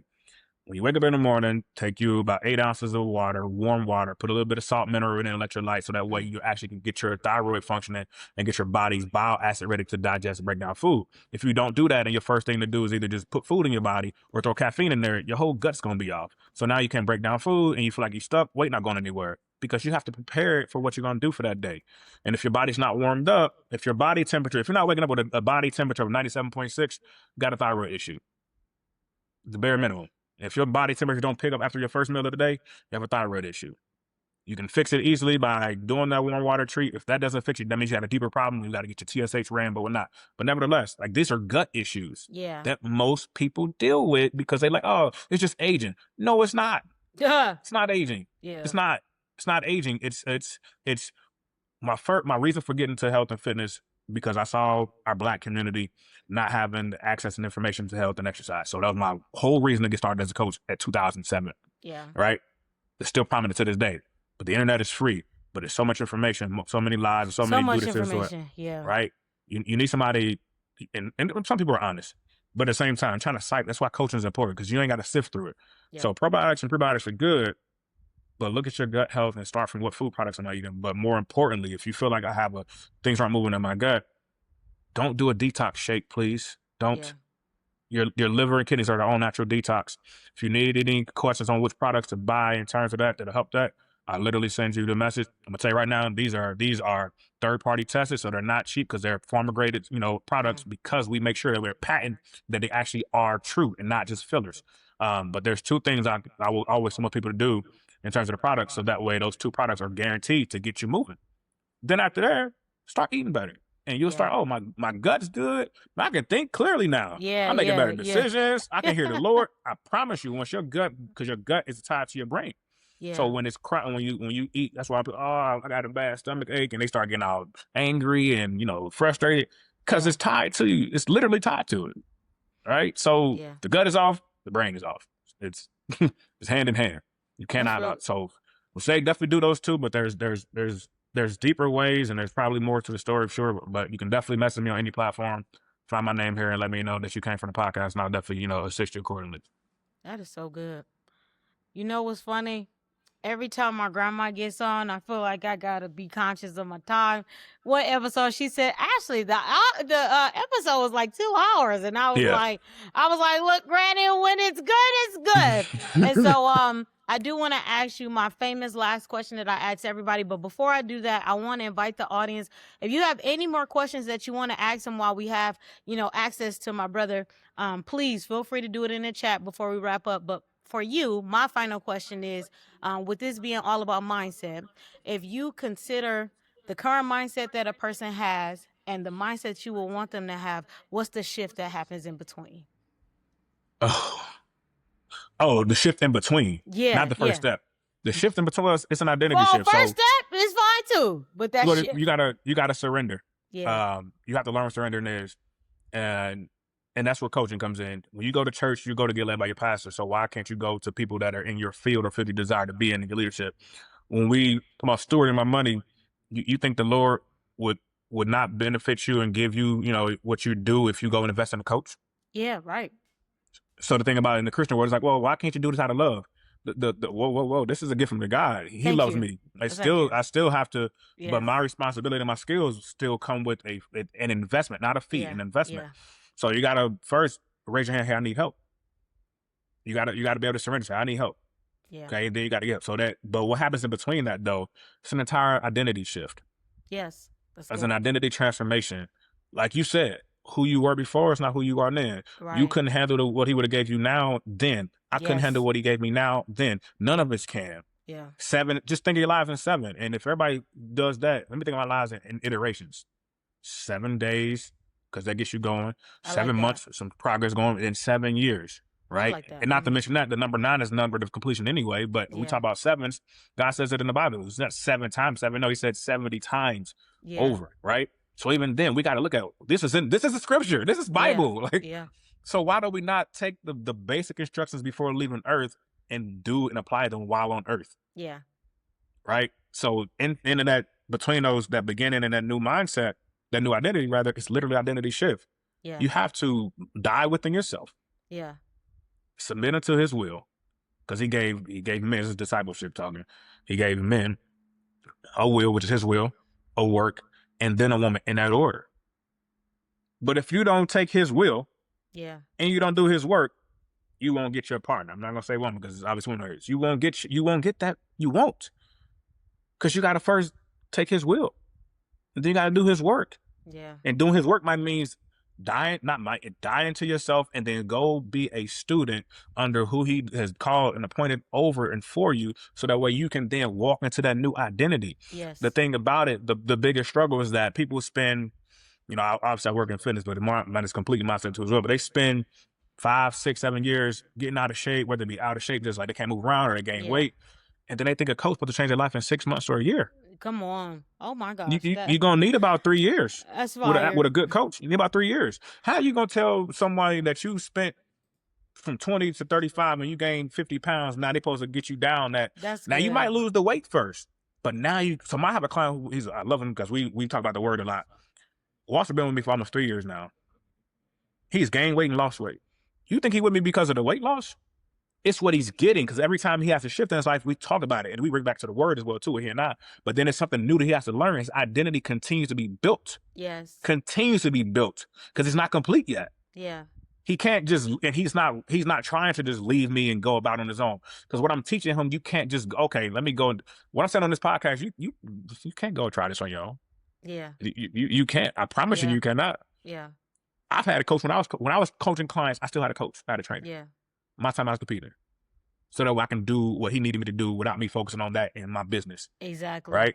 Yep. So if you've been in a pain point in your life and you spent a couple years kind of in that famine stage, you're like, I know God is calling me, I know the feast is coming, you probably need to go ahead and say, hey, I need to get somebody to help me get through this part. Yes. Because now I need them to guide me.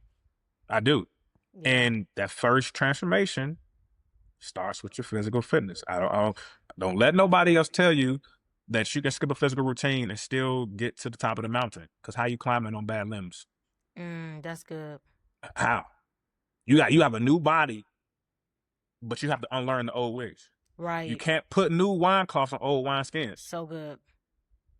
Again, what I talk about and do is Bible. It just has to be, like, make it plain.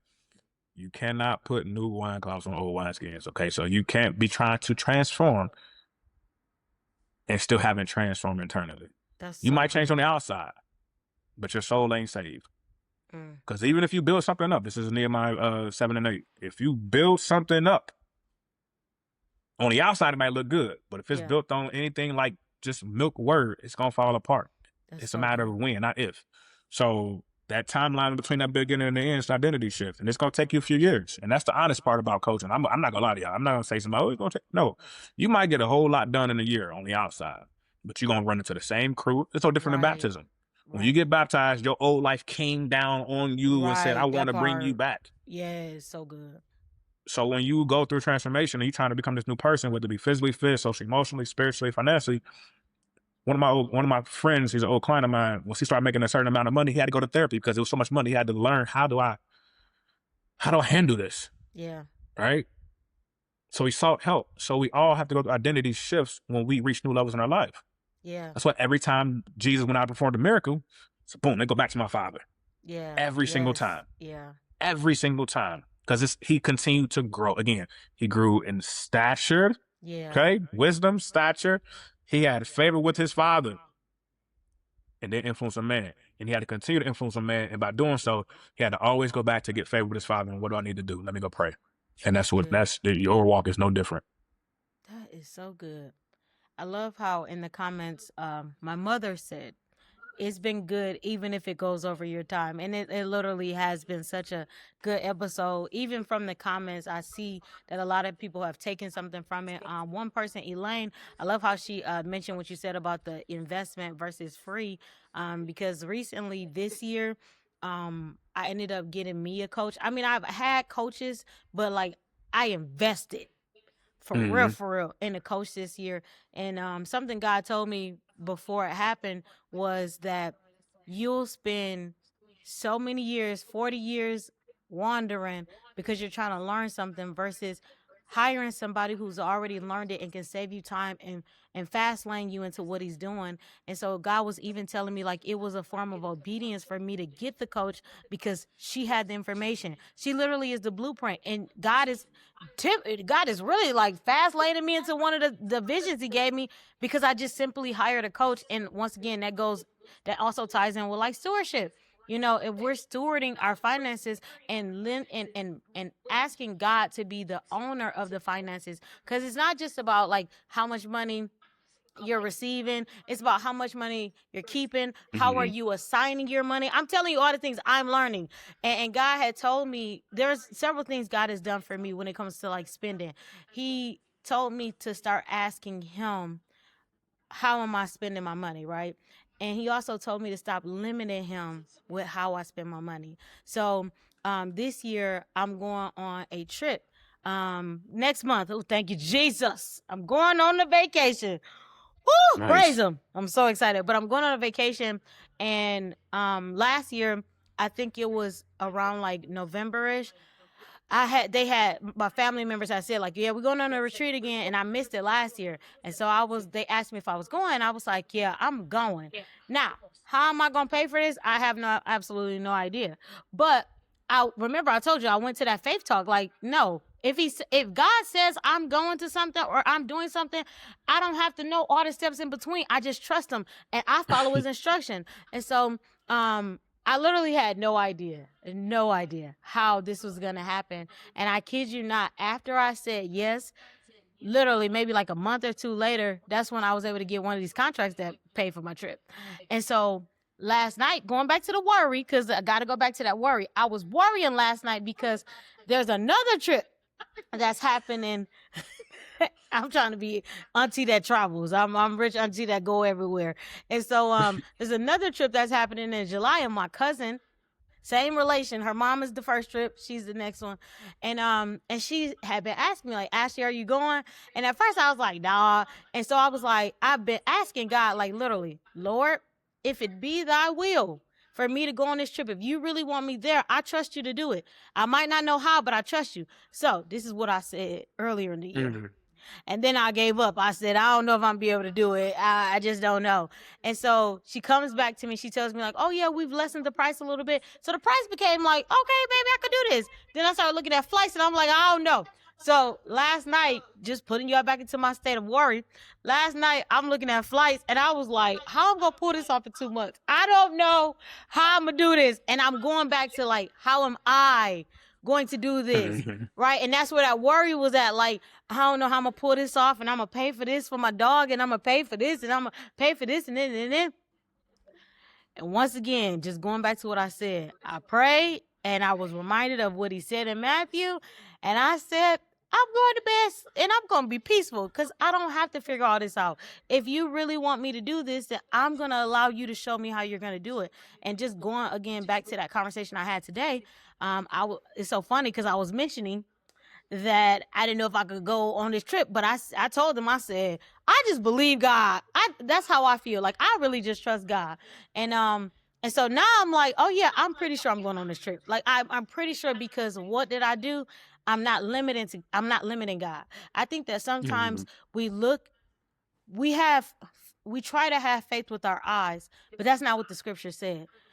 You know, we walk by faith, not by sight.